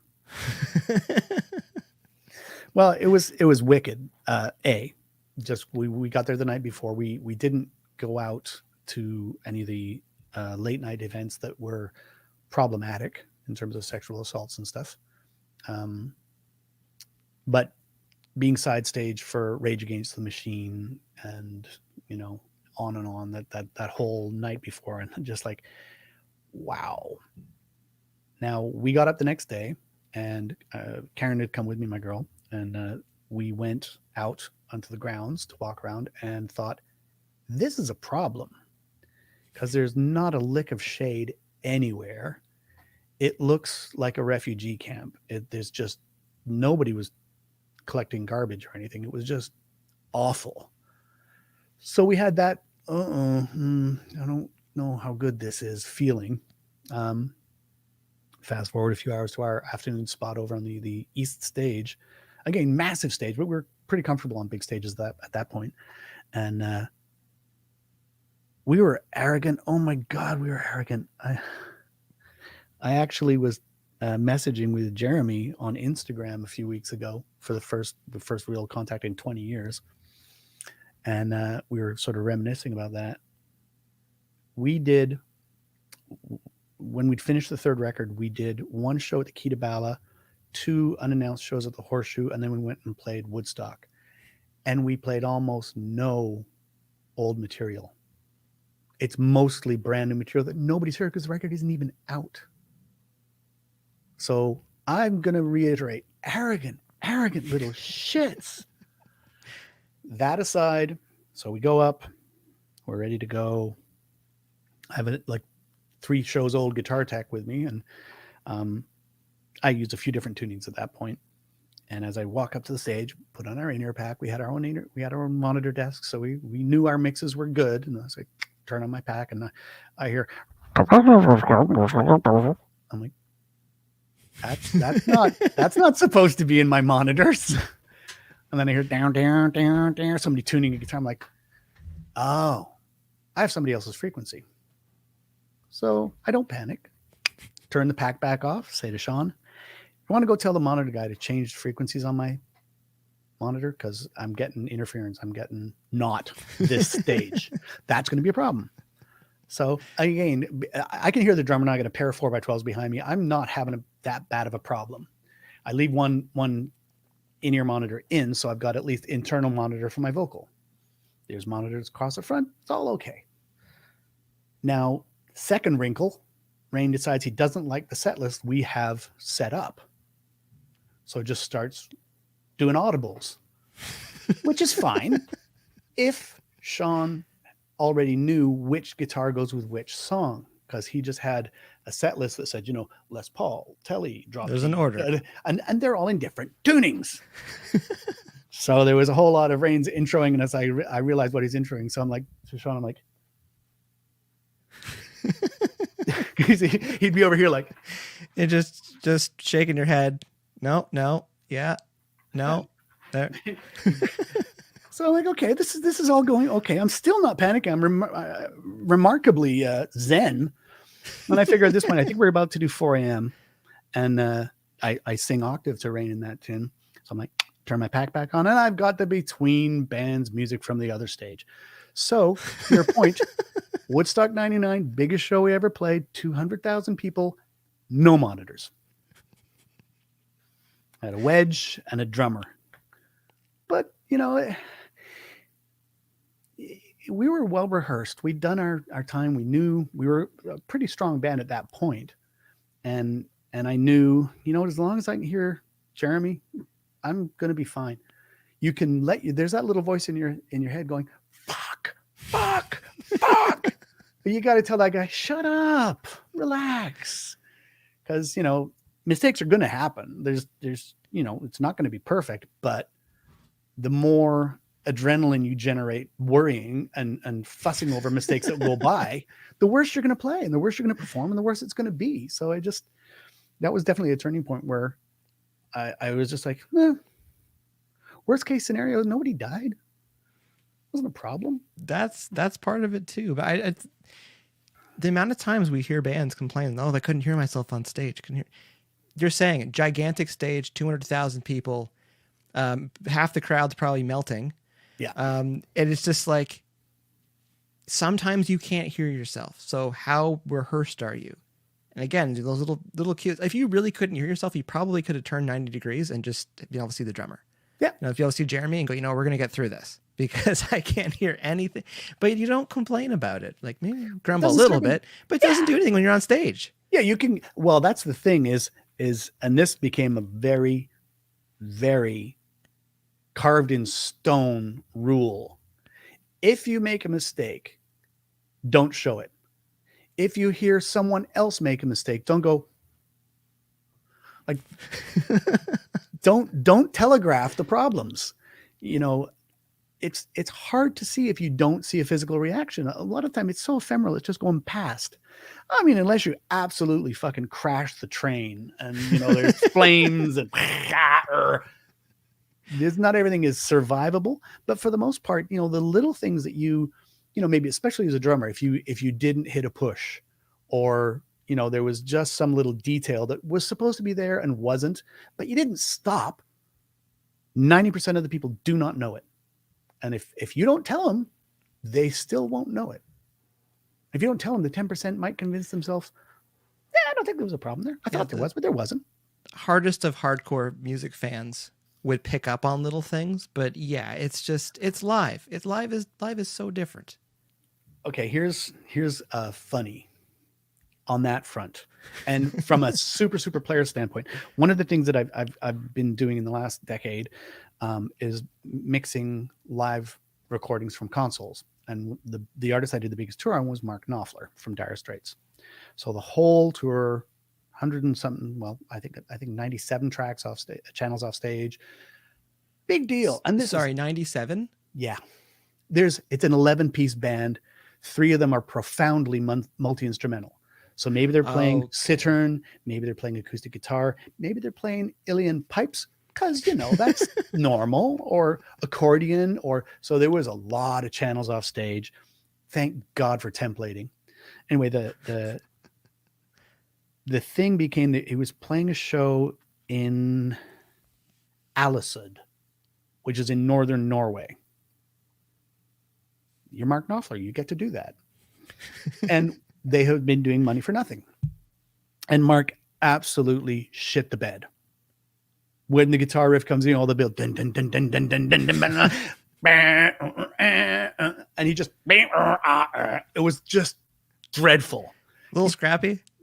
Dreadful. Now I'm going to call, I'm not going to varnish this. It was awful. He just pooched it. I think somebody threw like a watermelon at him or something. But, he put it immediately back on the rails the next measure. So I was like, oh, well, I'm just not going to put up with that shit. So I'm going to grab one of the later measures, and it never happened. The fans got very upset at me. They didn't know who I was, and I'm glad they still don't. But there was much consternation at the fact that, no, I was there. Mark made a mistake, and it's not on the recording. And I'm like, okay. Because it came back through management. They're like, did you do anything? And I'm like, well, yeah. And here I send them the 2 clips. Here's what I published. and here's what actually happened. And we can go with either one if you want. I can absolutely re-upload the tracks with the documentarian approach. I don't think it's the right thing to do, because a mistake is ephemeral, a recording is permanent. And this certainly doesn't reflect Mark Knopfler. He's Mark Knopfler, for Christ's sake. I mean, but like you were saying, the musical hardcores, his hardest core fans are completely insane. Like, they call him Mark Almighty. They're worshipful, but they almost worship his mistakes, as opposed to when he just smokes it and nails it off. I'm just like, I don't know how to deal with this. But I'm sure I would bet dollars to donuts that Mark laughed when he pooched that line. I don't think he went, oh no, what have I done? That's ruined the band. He's like, wow, that was dreadful. I'll do it right next time, Because it can happen. It can totally happen, and you just laugh and you get through it. You can enjoy a mistake. A mistake doesn't have to be traumatic. No. I think as a younger player, especially in the early OLP days and through the first few records, we were really, really, really hard on ourselves. Like, we used to, this is before it was easy to record yourself. We would record ourselves. Be it, we had a DAT machine that we took board feeds of, which I feel terrible for Raine, because the early days, we were really loud off stage. And we weren't I Mother Earth loud, but we were loud. So the PA was largely vocal. So you'd have vocal and kick drum and the stuff that doesn't come off the stage as loud. And so it was that must have been horrifying to do as a vocalist. But when video cameras became a regular thing, we would videotape and we would studiously go listen to the show, and then we'll pass it on to somebody else. You can listen to this show. And it was a little bit of self-flagellation, but it was also like, where can I improve? What was the trick is to start to listen for what was good. Like, listen to what you did that was right. Cause that's hard to notice. You notice your mistakes, and that's what you mostly remember from a show. What I did wrong. I don't remember what I did right. I don't need to remember that. No. Yeah. You can play for 45 minutes and you just remember the 3 hiccups you had on stage. Yeah, which is insane. Why are we like this? Which in time is maybe those 3 hiccups is 6 seconds total of the 45 minutes you're on stage. But no, you're right. Being able to watch, especially watch your show back and look at it as a fan and go like, does this look good? Does it sound good? Does it work? Yeah. And when bands are touring, like it blows my mind of bands touring and they have no video footage of it, especially this day and age where the last tour that I did, we just had a cell phone from front of house and we would just aim it because we had a little stand and just aim it at the stage. At least we've got that. Yep. and watch it after. It's so easy now to generate. I mean, God, just saying generate content, it blows my mind the extra burden that has to happen. I mean, we're all talking about sort of professional development in terms of analyzing and understanding your performance and improving it, but having to also consider generating content now, I'm just I'm not. I mean, I was an early adopter. I was pivotal in starting OLP's digital presence. I mean, our first online presence was a dial-up billboard. I mean, the internet was barely in existence, and our first website was written by a fan who worked at the San Diego Supercomputer Center, which was a super cool nerd visit when we played San Diego. His name is Jimmy Lang, and he's like, "Dude, you want to come up to the shop?" I'm like, "Hell yeah!" Yes. After the show, you're supposed to be. Everyone thinks about rock bands after. It's like, oh, and the debauchery began, and the women, and the drink, and the drugs, and they have a Cray supercomputer. I want to go see it. Let's go see the computer. That was me. Edwin jokes is like, you guys, you wasted a treasure. You squandered a privilege. But yeah, that was an early thing for me was our internet presence, and coming back to where we pretty much started was community. The Clumsy Congress. I saw, there's Rich is a Clum, and there's Matt. I think he's a CC person as well. I used to we had an email list called the Transparent Humans, and on the second record we started the Clumsy Congress, which was just a PHP chat board, which was brand new at the time. But one of the things that I instituted was how people would know each other IRL. They would write TH and Sharpie on the back of one hand, so that let anyone know if you saw that they were another one of the people that was on the Transparent Humans list, because it was an email digest. That's cool. It wasn't even run by Sony. This was run by another person, and it was a very organic growth. And then the Clumsy Congress, people would put CC on the back of their other hand so that they would just know it's like, oh, you're one of my people. Which that's interesting. Well, that's why. Because one thing to have a band tattoo, but if you can just Sharpie it for the evening. Right. We don't really like commitment.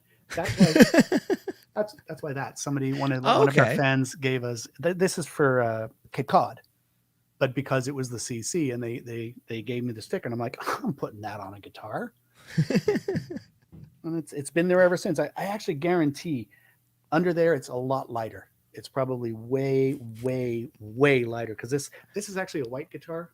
I know it looks kind of yellow gold, but it was white.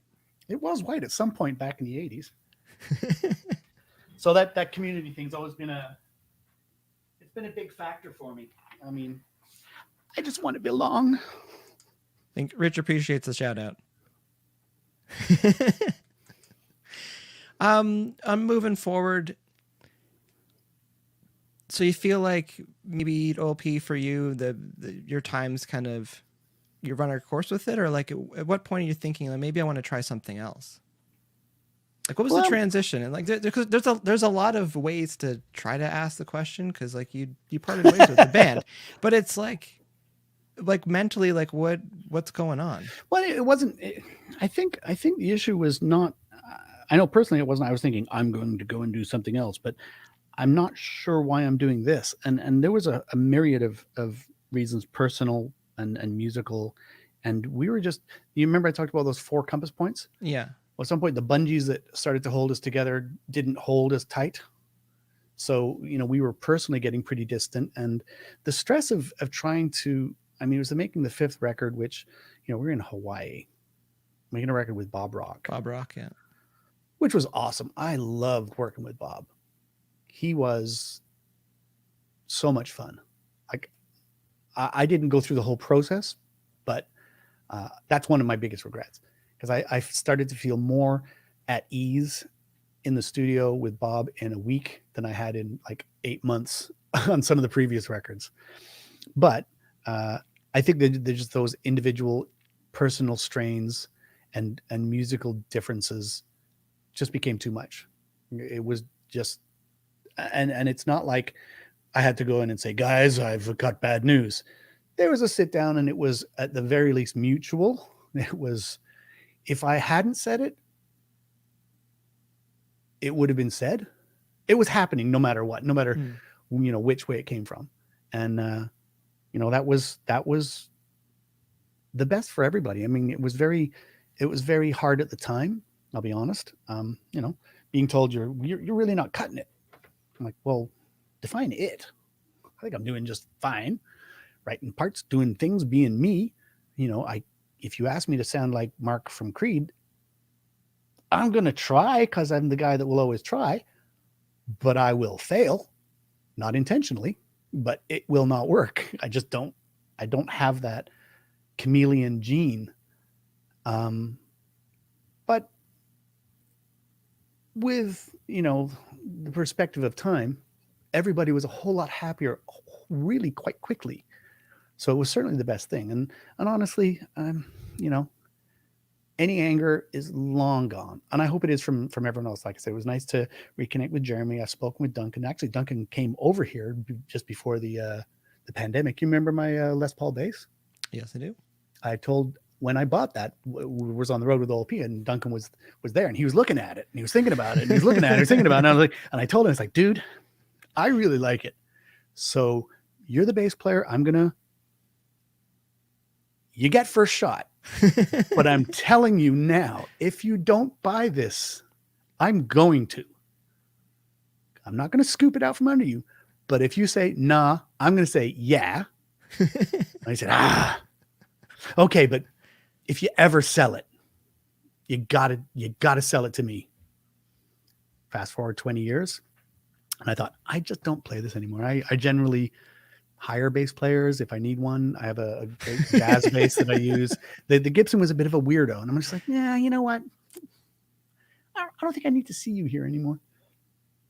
And so I got in touch with our old guitar tech because I didn't have direct contact to Coots, and it was a bit of an acrimonious split for whatever reason. So I just told James that the tech is like, dude. I'd use him on the Alert Dometic sessions for the drums. Oh, okay. So he's worked with the hip on drums. He's a super great guy, James Forsyth, who I love. And he's like, yeah, I'll let him know. And the next thing you know, I got a call from Coots, and he came over and tried out the bass, and yeah, I still love it. Well, let me think about it for a day. I'm like, all right. But he bought it, and proceeded to offer me a couple $100 more than I was listing for. I'm like, no, dude, this is what I want for it. I'm not going to stop you if you give me more money, but I'm not asking for more. So yeah, it's been nice to have some degree of connection back to them. So you've split. Are you trying to find your own after, or like, are you just taking a break after? Like, what's kind of the next step? Was definitely take a break. I mean, we'd been, I think we toured Navid for 18 months. We toured Clumsy for 2 years. And in either of those periods, the longest we had off was maybe 10 days. Jeez. So like we really, really, really worked hard. I think between coming off the road and going back in to record, maybe a month, or to go into writing, I should say. And that was a really hard few years. And so I just thought, you know what? You know what I'm going to do? Nothing. I did some stuff. I, made some music on my own. I started to learn, and I'd always been fascinated by engineering and production, and had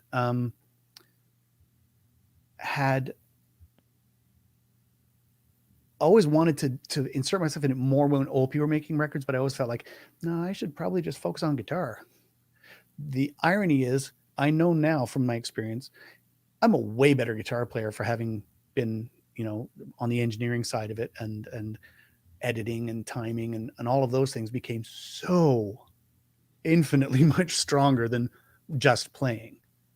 That's why we've probably had this discussion as well. I would recommend anyone who's going to benefit from editing should do that editing, because if you're a drummer, you're not going to hear time any better by playing.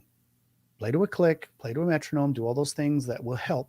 But if you play and think this is good, and then you have to edit it and know the distance between good and completely good, that's your ears growing, not your hands and your coordination. Because if you can't hear time or pitch or phrasing, you can't play it. And I always found the best way, or one of the ways that worked best for me, is to go through that process of being the engineer, not just the guitar player. So that was my introduction, and then I got a Pro Tools rig, and then it all went to hell.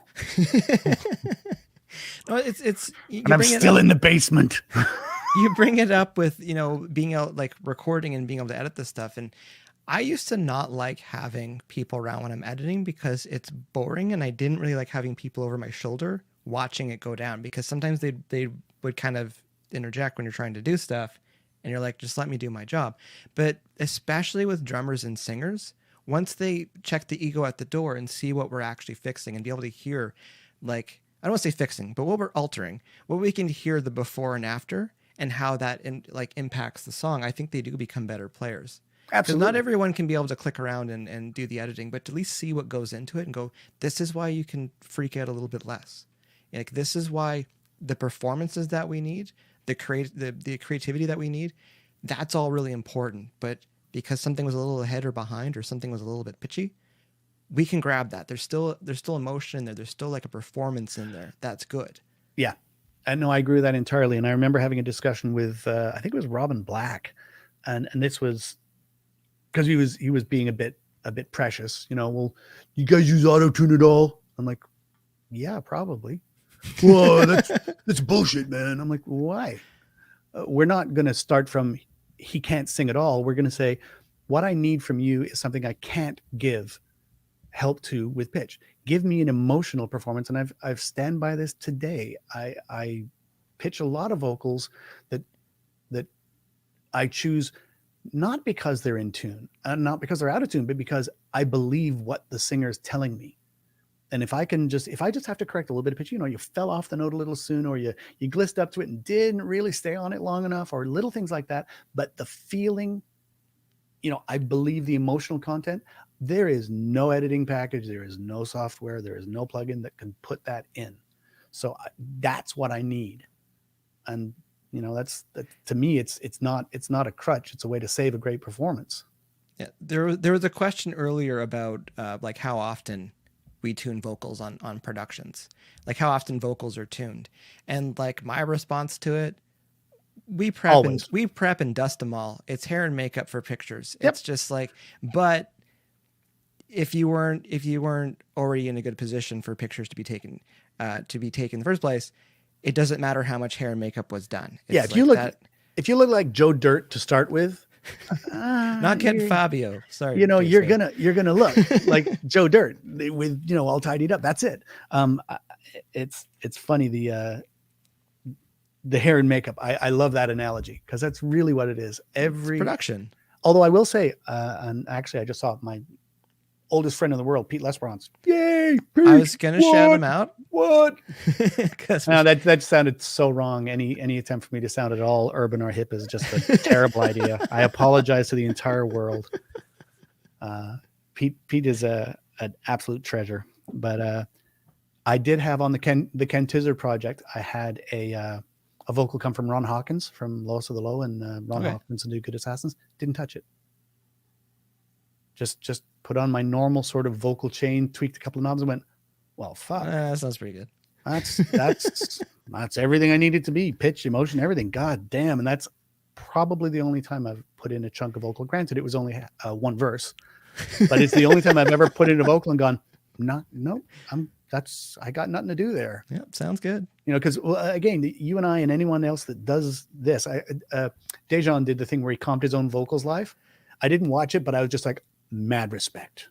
Oh man, it's what I'm watching him do that for a bit. I'm just like, because there's been times people have asked me about that. I'm like, I'm not going to take a vocal performance and show the prep for it, because like sometimes that's behind the curtain stuff, and some singers probably wouldn't want that coming up. But to like comp your own vocals and to prep your own vocals, that's some exposure there. That's like that. This is what it sounds like. You know, yeah, that's just walking around dropping your pants, going what. Yeah, I was swimming. What? This is what it sounds like, and it's hard for some music fans to realize. Like down the cable, you'd be surprised with some of these songs. And I'm not saying they sound bad, but they sound different because you're missing the production that your ears are now used to. Yeah, well, that's the thing. Is I was saying, that anyone like you or I, anyone that does this all the time, the other factor is our ears are horrific now, and that blessing and curse. That exactly. It's like I hear pitch obscenely now, and and have for quite a long time because of the learning to pitch vocals and pitch even guitars and even, God damn you, Melodyne, polytimbral instruments. Like, I can't not hear. But I was raised by Arnold to hear just temperament. And that's another thing that you learn. Everything you do, hopefully you learn something from. Arn was very adamant about just temperament. So the thirds, we're going to lose most of your audience if we go down this path any longer. But the major third is not our friend. Major third will always sit sharp. It will always beat against the chord, and Arn didn't like that. So we would temper sometimes chord by chord on tape. So punching in, the song Julia has so many punch-ins, it would make you dizzy, because going from that minor third to the sus, those two are probably the worst tempering intervals you'll ever encounter. Of course I wrote a part that does that. Why wouldn't I? And Arn wanted to hear it as just temperament. Guitars are temper tuning. Anyway, so I've been indoctrinated for tuning from back then. And coincidentally, Pete and I made a record together, a great record called Fairground. The band's called Fairground. I wanted to get into that. That's some Pete songs, and I do love that record. I listened to it a couple of weeks ago, and I don't think I've ever listened to a whole OLP record. Just sat and listened to it, and I sat and listened to the Fairground record. I thought, God damn, this is a good record. Like, better than it got a chance to be, which I'm saddened by. But the funny thing, Pete was raised by Mr. Kevin Doyle in the way that I was raised by Arn, and so Pete hears diatonically. So he hears the third as sharp. And we did guitars, so there'd be a pile of my guitars and a pile of his guitars, and Harry Hess was mixing the record. And Pete, I'd hear a major third in Pete's chording, and I'd be like, that's out of tune. Like, can't you hear the chord? There's beats in the chord. Like, and he'd hear my thing, and the third would be perfectly, no beats in the chord. And I'd be like, the third's flat. You're out of tune. The third's flat. And Harry's looking at it as like, pulls up a stereo pair. There's Pete. Oh, that sounds great. Pull up these other two. Oh, there's Mike. Oh, that sounds pretty awesome. Put them both up. Yeah, that sounds great. What? Because we go down. We both have our little rabbit hole that we were pulled down and raised in a way to hear. But yeah, that Fairground record. I did want to get there. When you departure from OLP, taking your break, was that the first record you really worked on after?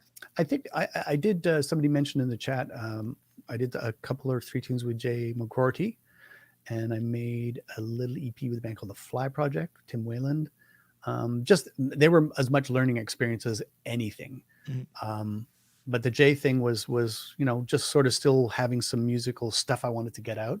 And then the first real record was Pete's awesome, and I love him, but he can procrastinate.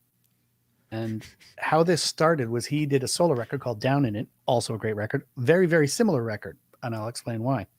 So he just said, I'd actually done stuff for Harry, who Pete's in a band with called Harem Scarum. Harry is a mastering engineer, mixing engineer, producer, does it all guy. I'd done some work for Harry, and Pete had sort of this solo record that was due for Japan, because they really actually are big in Japan. That's where their career led them. And he says, "Could you want to do some guitar on a record?" I'm like, "Dude, you have like signature series guitars, and you're like a real guitar player. Why the fuck are you asking me?" Okay, we'll put that aside. So okay, so he sends the files, and I do my goofy little thing on it, and he's yeah, cool, because he was 3 weeks from having to deliver it, and he was just starting to record. So that's yes, it was a friend who wanted me to play on his record, but it was also. Can you also help me finish? I should have started like a month ago, like 3 weeks to deliver the finished masters. That's quick. So. Yeah, so the tunes were written and everything was sort of in place, but he was a little behind the eight ball. So he that's how we did the first tune together. And and when he mixed it, he was like, "Man, I really like what you do. Like what you do against what I do it's just cool. Do you want to kind of remake the record? We'll just strip it to the drums and redo it with more of that." And so that's how the Fairground record came about. Interesting. And it was totally fun. I loved playing with Pete. We had a pretty smoking little live band for about 10 minutes. It was, Pete, me on guitars, Brad Stella, Lennon and Maisie Stella's dad, on bass, and Darren Shearer from the New Deal on drums. And we played, I think, 5 shows, and nobody cared. And we were very sad.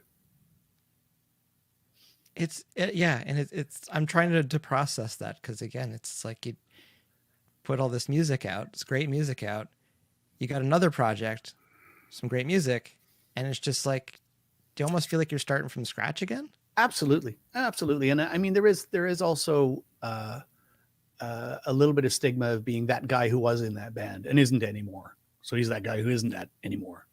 But the main thing that Fairground was hobbled by was the fact that neither Pete nor I, because we both came from that sort of 90s major label system, had any clue what to do with a record once it was done. We'd finish the record, and usually we'd give this to somebody who would do things, and then it would be on the radio, and it would be really cool. We're like, we made a record. Okay, we'll put together a band. We'll play some shows. And we didn't approach management. We didn't look for an agent. There was, I think it was MySpace. So we didn't even push it especially hard on that, not knowing how to market that. We just, frankly, we made a great record and then shit the bed. So I can't hold anyone else too enormously in fault for that. We didn't do anything. We didn't do our business, as you would say. Well, that's part of the conversation too. Sometimes when you're in a band and it's that busy and there is a team around making sure the wheels are in motion, like when you're outside of that and you don't have that team anymore. Yeah. And we had no idea. So we can talk about quote unquote the big bad label, but the labels are doing a lot of investing. There's a lot of financials that come into it, and then they're building the team, and it's like, it's not all bad with some of the stuff around it. I would love to see it'd be more like a law firm. Like having a record company would be like more like hiring a lawyer, because if you hire a law firm, don't ask me how I know, you get statements broken down in 15-minute windows. Like if they pick up the phone, it's a 15-minute charge. And when they charge, $400 an hour, you just spend $100 to talk on the phone for 15 minutes. And if they pick up the phone on your behalf for those 15 minutes, that's another bill. I would love to see from that era, especially when there was, much bigger teams. Like the record labels now are quite to the bone, quite cut to the bone. There's not a lot of duplication of positions. There's not nearly as many people as there used to be. I mean, Sony used to have offices all across the country.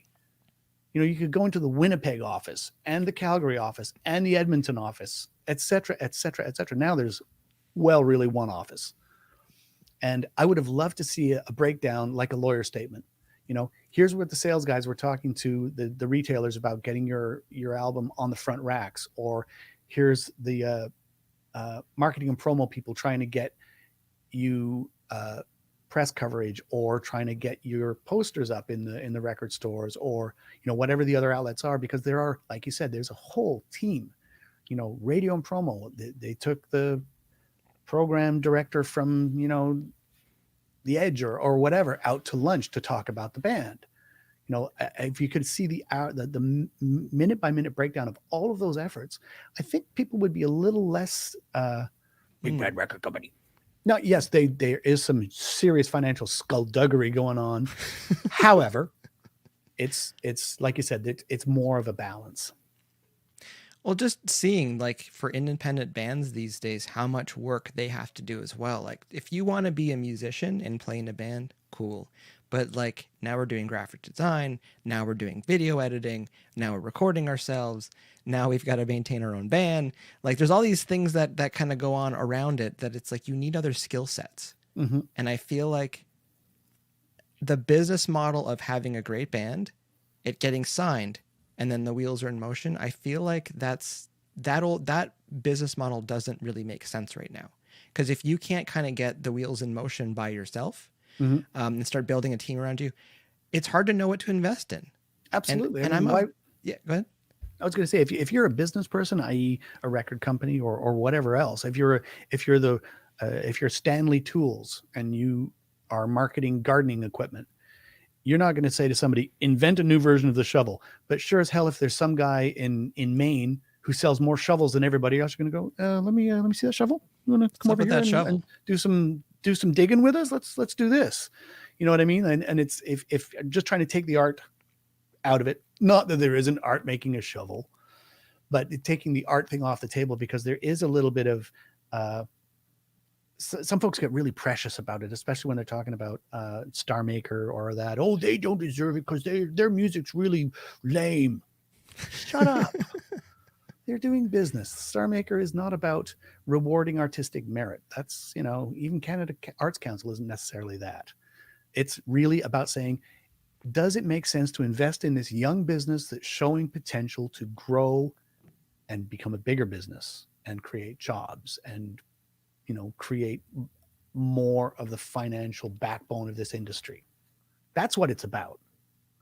Hopefully you can do it with art. I'm a firm believer in art, but that's not the point. So that is the best description of how especially the Canadian government grant system, like Factor, that's what it's there for. When people get mad that they don't get their grant funding, show me your business plan. Show me how you were planning to make money from this.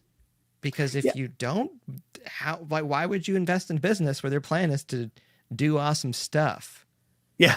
Make cool music. Okay, well, can you show me some numbers? Can you show me a plan? Team? Anything? What does the A in Factor stand for?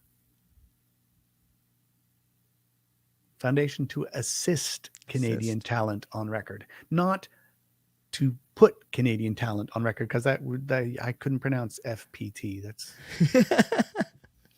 But yeah, no, that's the issue. So often it's just like there's no plan there, and it is hard when you put music out these days if you don't have enough stuff around it, if you don't have a team around it. Mm-hmm. It, not to say it'd be dead in the water, but just like it might not get heard.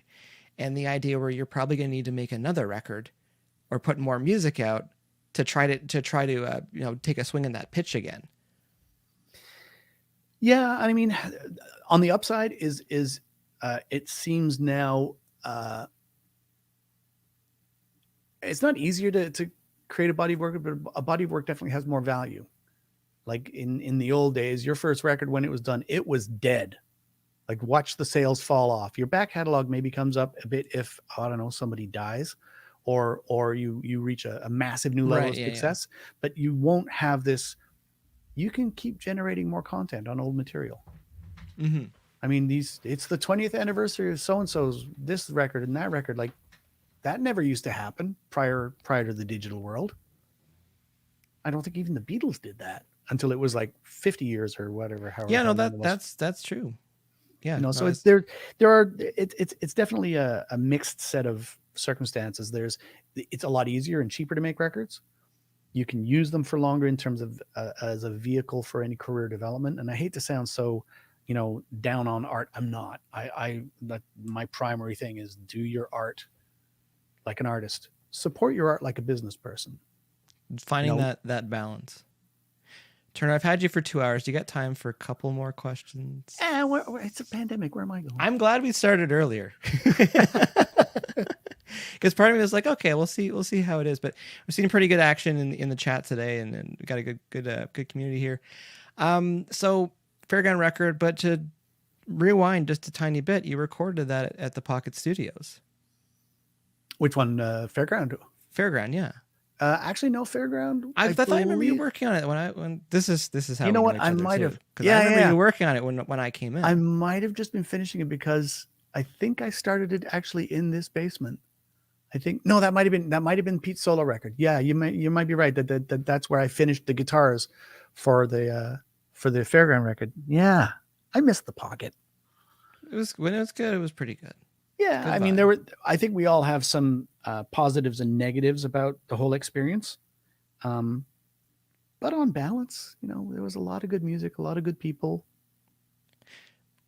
Was there a point early on when like the studio was built where you just kind of stood in there and you're just like, I hope this works? Yeah, well, believe me, I sunk a lot of money out of my pocket, and my partners were happy to have me there in that capacity.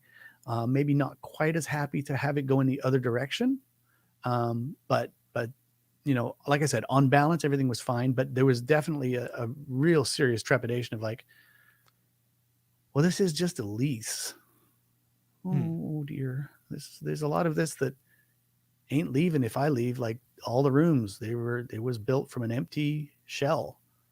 And now they're lovely television editing suites for the people that bought the building. But yeah, like I said, I made the other thing we should mention before we do is Crash Karma. A couple of Crash Karma records. The first Crash Karma record that we made there was kind of not accidental, but kind of accidental, because Amir had sort of tricked us all to be in the same place at the same time. And what do you mean? About this? Tricked you all? I'm sure you got to know this story. All right, I'll tell the story again. So I'm making a record for a band called Zygote, which is Amir's band, and it's cool. I enjoy it, and so that, get to know Amir. That's cool. Maybe a year and change after that, I get a call from Amir. Hey man, I was thinking it'd be cool to be in a band with Burroughs on drums, Edwin's singing, and you'd be a great guitar player for it. I'm like, and I'm thinking, I didn't say it the same way he said it, because I'm not as good a salesman as he is, but I definitely felt like when he was talking to me, he was like, I have Burroughs playing drums, I have Edwin singing, all we need is you. And I'm like, well, that sounds pretty cool. Yeah, let's talk about this. Let's look into this.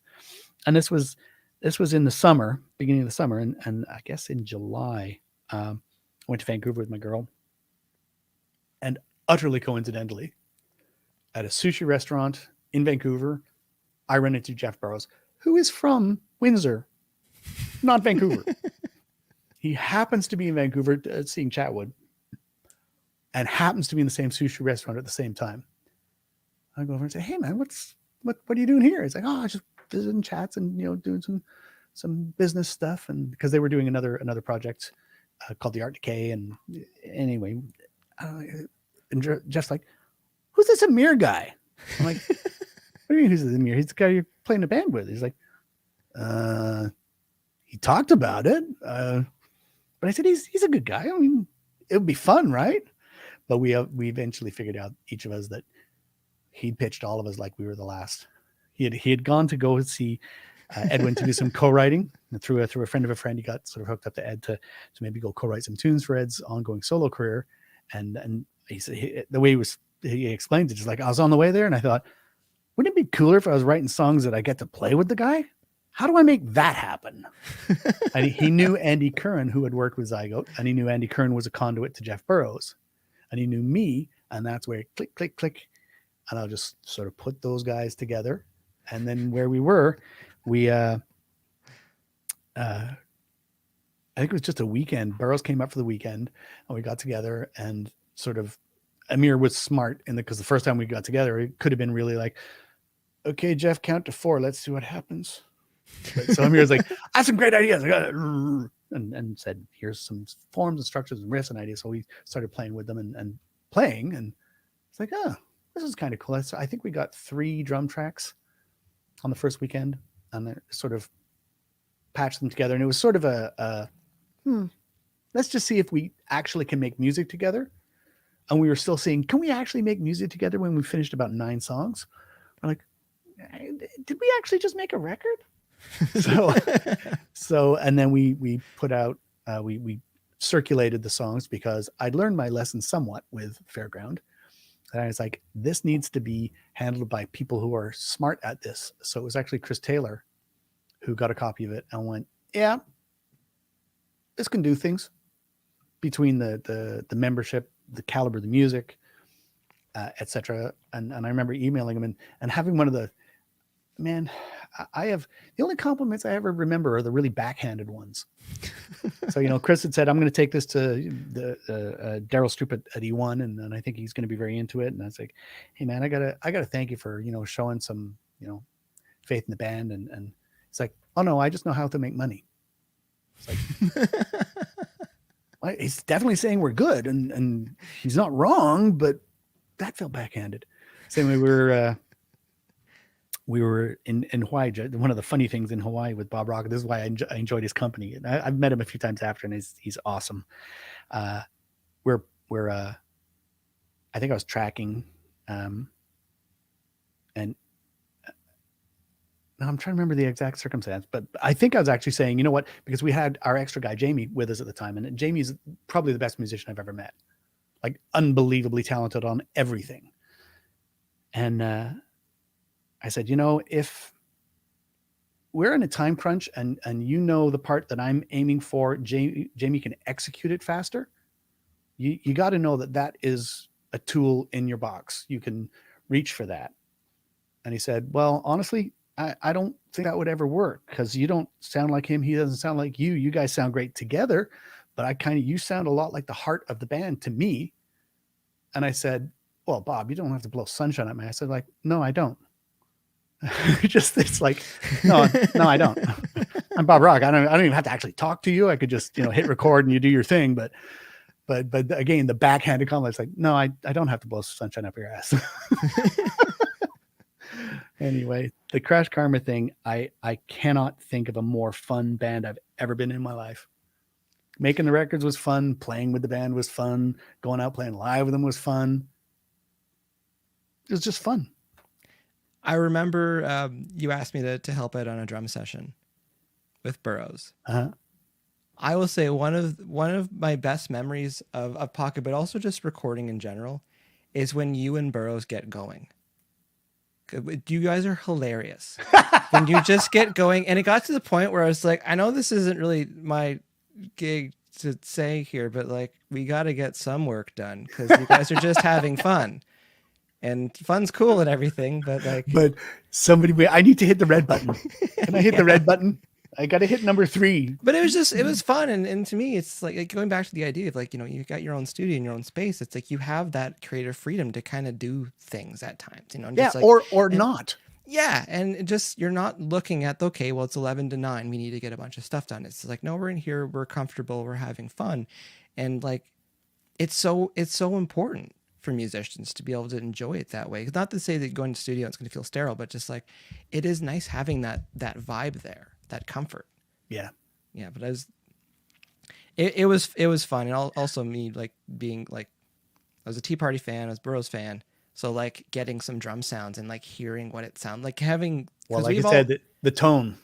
Yeah. Cause we've heard transfers from like tape, and we've been able to listen to like what soloed stuff sounds like. So being able to like hear some solo drum tracks, and why, like, it was just one of those things like, oh, this is awesome and surreal at the same time.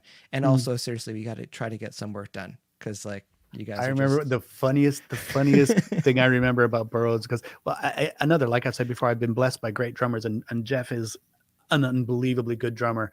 Although he will describe himself more as a tradesman, much the way I do. We both view ourselves as players the same way. Like, I'm not. This is Burroughs' quote, which I will use on myself. I am not Michelangelo. I will not paint the ceiling of the Sistine Chapel, but if I build the goddamn chapel, those walls will stand up forever. Like, I'm a bricklayer. I'm good at what I do. I know what it is that I do, and if I do it, it is done and it stays done. So there's that side of it. And I remember a tune called "On My Own," and I was hearing something in the drums, and I was saying, "Can you do this?" So it's like, it's sort of it's the overall group. So can you do the snare? So it's 1, so it's 1, 2, 1, 3. And he's like, oh, hang on, because I'm using the ride here. So it's like, he sort of takes it apart slowly because there's a tom in there as well, just because why not? Hit all the drums. And he sort of does it. Okay. Brings it up to speed. Hit record! Meanwhile, he's laying into this incredibly complicated, brilliant piece of work, and just has to find the moment to throw a punchline. Like, that's my man. Oh, it was good times, and because the two of you are just super high energy, and it can get out of control. But it's safe, but it's funny. Safe space here, Mike. Nobody here is going to judge you because, well, everyone here is crazy. I think one of the last things I wanted to bring up, you're known for playing guitar for decades. You make the transition into production, producer, mixing. How was that for a learning curve? Like when you got into producing and mixing, did you start moving stuff around and start getting into the nitty-gritty of bands and going like, there's a lot more work here than I thought maybe, or like, because like a lot of people that make records, like they make records for years and then they move on, but like coming from the band side and then moving into production, like did you feel there's a learning curve there? A little bit, but only sort of winnowing through the things that I watched producers do to my band. You know, and because of course I am more of the old school producer thing, which means I'm not going to make your music for you unless I absolutely have to. I don't want to pick up instruments and say, you know, lay out an entire music bed and say I'm the producer. If I do that, I'm the artist in my mind. I try to avoid co-writing because it becomes split loyalties in a way. You know, are you saying that to get a couple of points, or are you doing that because you're the producer and your job is to make everything good? And I have a hard time with come up with, you know, ideas, melodies, you know, form, structure, chord changes, all kinds of stuff, but it would always get put through the collective. Bob, in my time with him, he just suggested arrangement changes. He's a great guitar player. He never picked up guitar once other than say, here, check this guitar out. It's really cool. It used to be Billy Duffy's. And I'm like, oh God, that's a 1960 Les Paul. Oh, I don't even know what, should I be naked to touch that? I might scratch it. But, so that was my learning curve as a producer, was trying to figure out how I approached that. Like I said, trying to find what is good in somebody's parts and somebody's approach and amplify it. Suggesting other instrumentation sometimes. I mean, with the Fox and the Moon stuff, I don't know if you remember that band. I loved that band. Such a good band. Like, this song has to have hammered dulcimer. Nobody in the band plays one. Nobody in the band has one. I'm going to go find one. I'm going to learn. Not going to learn how to play. I'm going to learn how to do enough, do the part to do what I want to hear here. And it's only going to take me like a day that somebody who played it would go ding, ding, ding, ding, ding, done. I'm just like, so that's the kind of thing that from a production standpoint, if I'm going to struggle, it's there is when I hear something that I don't have access to necessarily. So now I just need a good Rolodex full of, you know, hammered dulcimer players and shruti blocks players and, you know, harmonium players and etc. Yeah, I always find it interesting when it's coming from the music side and then getting into the production side, because it's like you watch it, and you watch it, and you watch it, and you hear it, and then when you actually get into the mud, sometimes you're just like, there's a lot more going on here. It was more fun just playing drums or just playing guitar, or just playing bass. Oh yeah. But the funny thing is, and you're probably great at this, so much of it is psychological. You know, if you're taking the gig because you really, really like the band and you recognize something good in them, it can be really just fun and easy. If it's just a paycheck, it can be really, really hard. I will give both the same effort, and I will probably end up in the same place and be a supporter of both by the end. But a big part of it is, for example, one of my normal things is when I'm about to record somebody the first time, I say, okay, let's do a few that suck. Let's just get that out in the open right now. Let's just make a bunch of mistakes and just be awful for a little while, because that's gonna happen. So let's just do that right now, and then we can, you know, take some of the tension out of the air, take the red light fever off, and start to not take it quite so seriously. But in doing that, we're able to focus on it more. You know, if you're so concerned about, we're recording a record, and you're never going to get a nice, even flowing performance out of that. And learning how to put people at ease and you know, help them develop a part and feel comfortable with it and feel ownership of it and execute it. To me, that's the hardest stuff and the most rewarding. No, I'd agree. It's just making sure people are comfortable and get the best that they can. And again, we talked about it earlier, not trying to go for perfection. Yeah, lay the part down. All I need is the best you got. I don't, and if you feel that falls short, if it does, I'll tell you. If it doesn't, if I say no, we got it, you can say I want to try again. Yeah, I might let you do that once or twice, but I've probably already marked the take. I know this. Good. I know this one's good. If you for your own mental health want to do another 2 takes, sure. Another 5 takes is not going to happen. I'm not gonna do that because that's not helping you. It's not helping me. So I guess a good way to maybe wrap this up, with the state of music right now, a lot of people have been recording at home, working from home. Do you think that that's going to help? I don't think it can hurt. This is another discussion you and I have broached a little bit because there is something valuable in the barrier to entry. You know, you must be this tall to ride. Like, again, being the grumpy old guy, when we made Naveed, you had to be able to play. You maybe made a slightly weird record like Naveed, and you took a bunch of runs at it and punched in a bunch to get that version of things, but you couldn't actually repair it. You had to play it. Now, the upside was the effort it took to get to the level whereby you could actually play it improved you, improved your ears, improved your playing, improved your writing, improved everything about what you did. But if you can now dial up GarageBand or Ableton, or, well, not Ableton because it's not as simple as GarageBand. GarageBand, you can, I want a drummer that plays funky drummer on track 1. I want a bass player that plays with him track 2. And now you can make noise over bass and drums and say it's a song. And the bass and drums are going to sound pretty damn good. Like I'm constantly blown away by how good some stuff coming out of GarageBand sounds. And it's like, this sounds as good as our first record, like sonically, but you haven't gone through the process of being good enough to do that. And I don't mean that it's some sort of, exclusive club that you must blah, blah, blah, blah. But if you haven't put in the work, the chances of you being great are as small as they've ever been. But the chances of you kind of getting away with it are really high.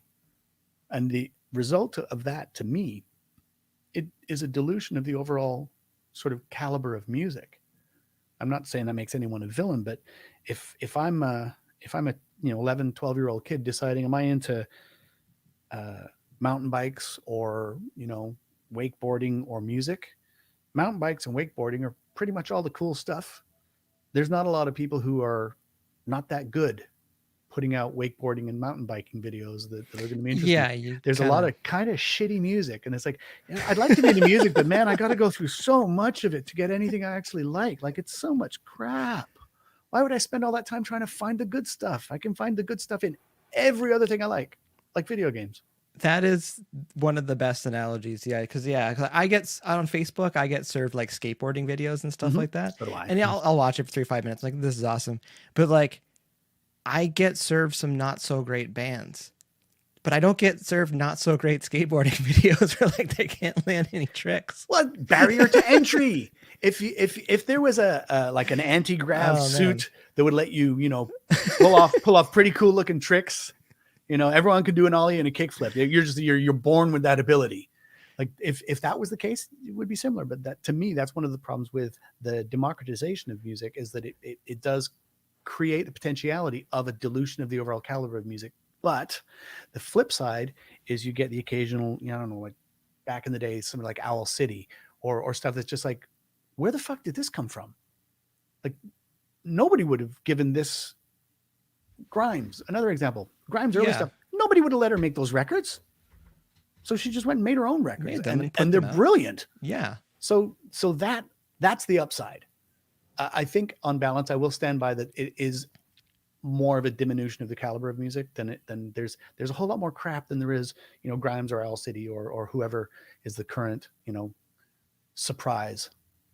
Yeah, no, I'm of the state of mind, just like, I would rather I'd rather have the good stuff than not have the accessibility for people to make music these days and then risk not getting that good stuff out of it. Because Grimes, I think that's a prime example. She wouldn't have been able to make those records if you don't have access to the tools, or you can record your own records. So I just mentally, I keep thinking about like someone like a skateboarder with like a harness, And there's like a Wires. hoist. Yeah, he's Yeah, got the there's like a wires. hoist, and they go to do something, and it kind of lifts them up. Oh man, if someone makes that, that'll go viral. Their buddies beside him like throws a skateboard at their feet. Exactly. No, they'll never show it. They'll never see it. Just everything's it's like a green screen skate studio. So it's Exactly. like everything. Oh man, I think we're on to something here. I think that's the $1 million idea. Okay, if anybody in the chat does this, you owe us a royalty. Yeah. Other than that, you and I are going to talk about this tomorrow. That sounds good. I think this is a good place to maybe wrap it up. Anything else you want to shout out to, or where can people find you? Just look me up on Facebook. I mean, I'm old. I'm on Instagram, but it's mainly food and cats. So I'm easiest to find on Facebook. So that's the easy spot. And I don't even have a particularly unique handle. If you look, you'll find. I'm Mike Turner, Toronto. And the motorcycle coffee shop. Yes, Flying Squirrel Motorcycle Club.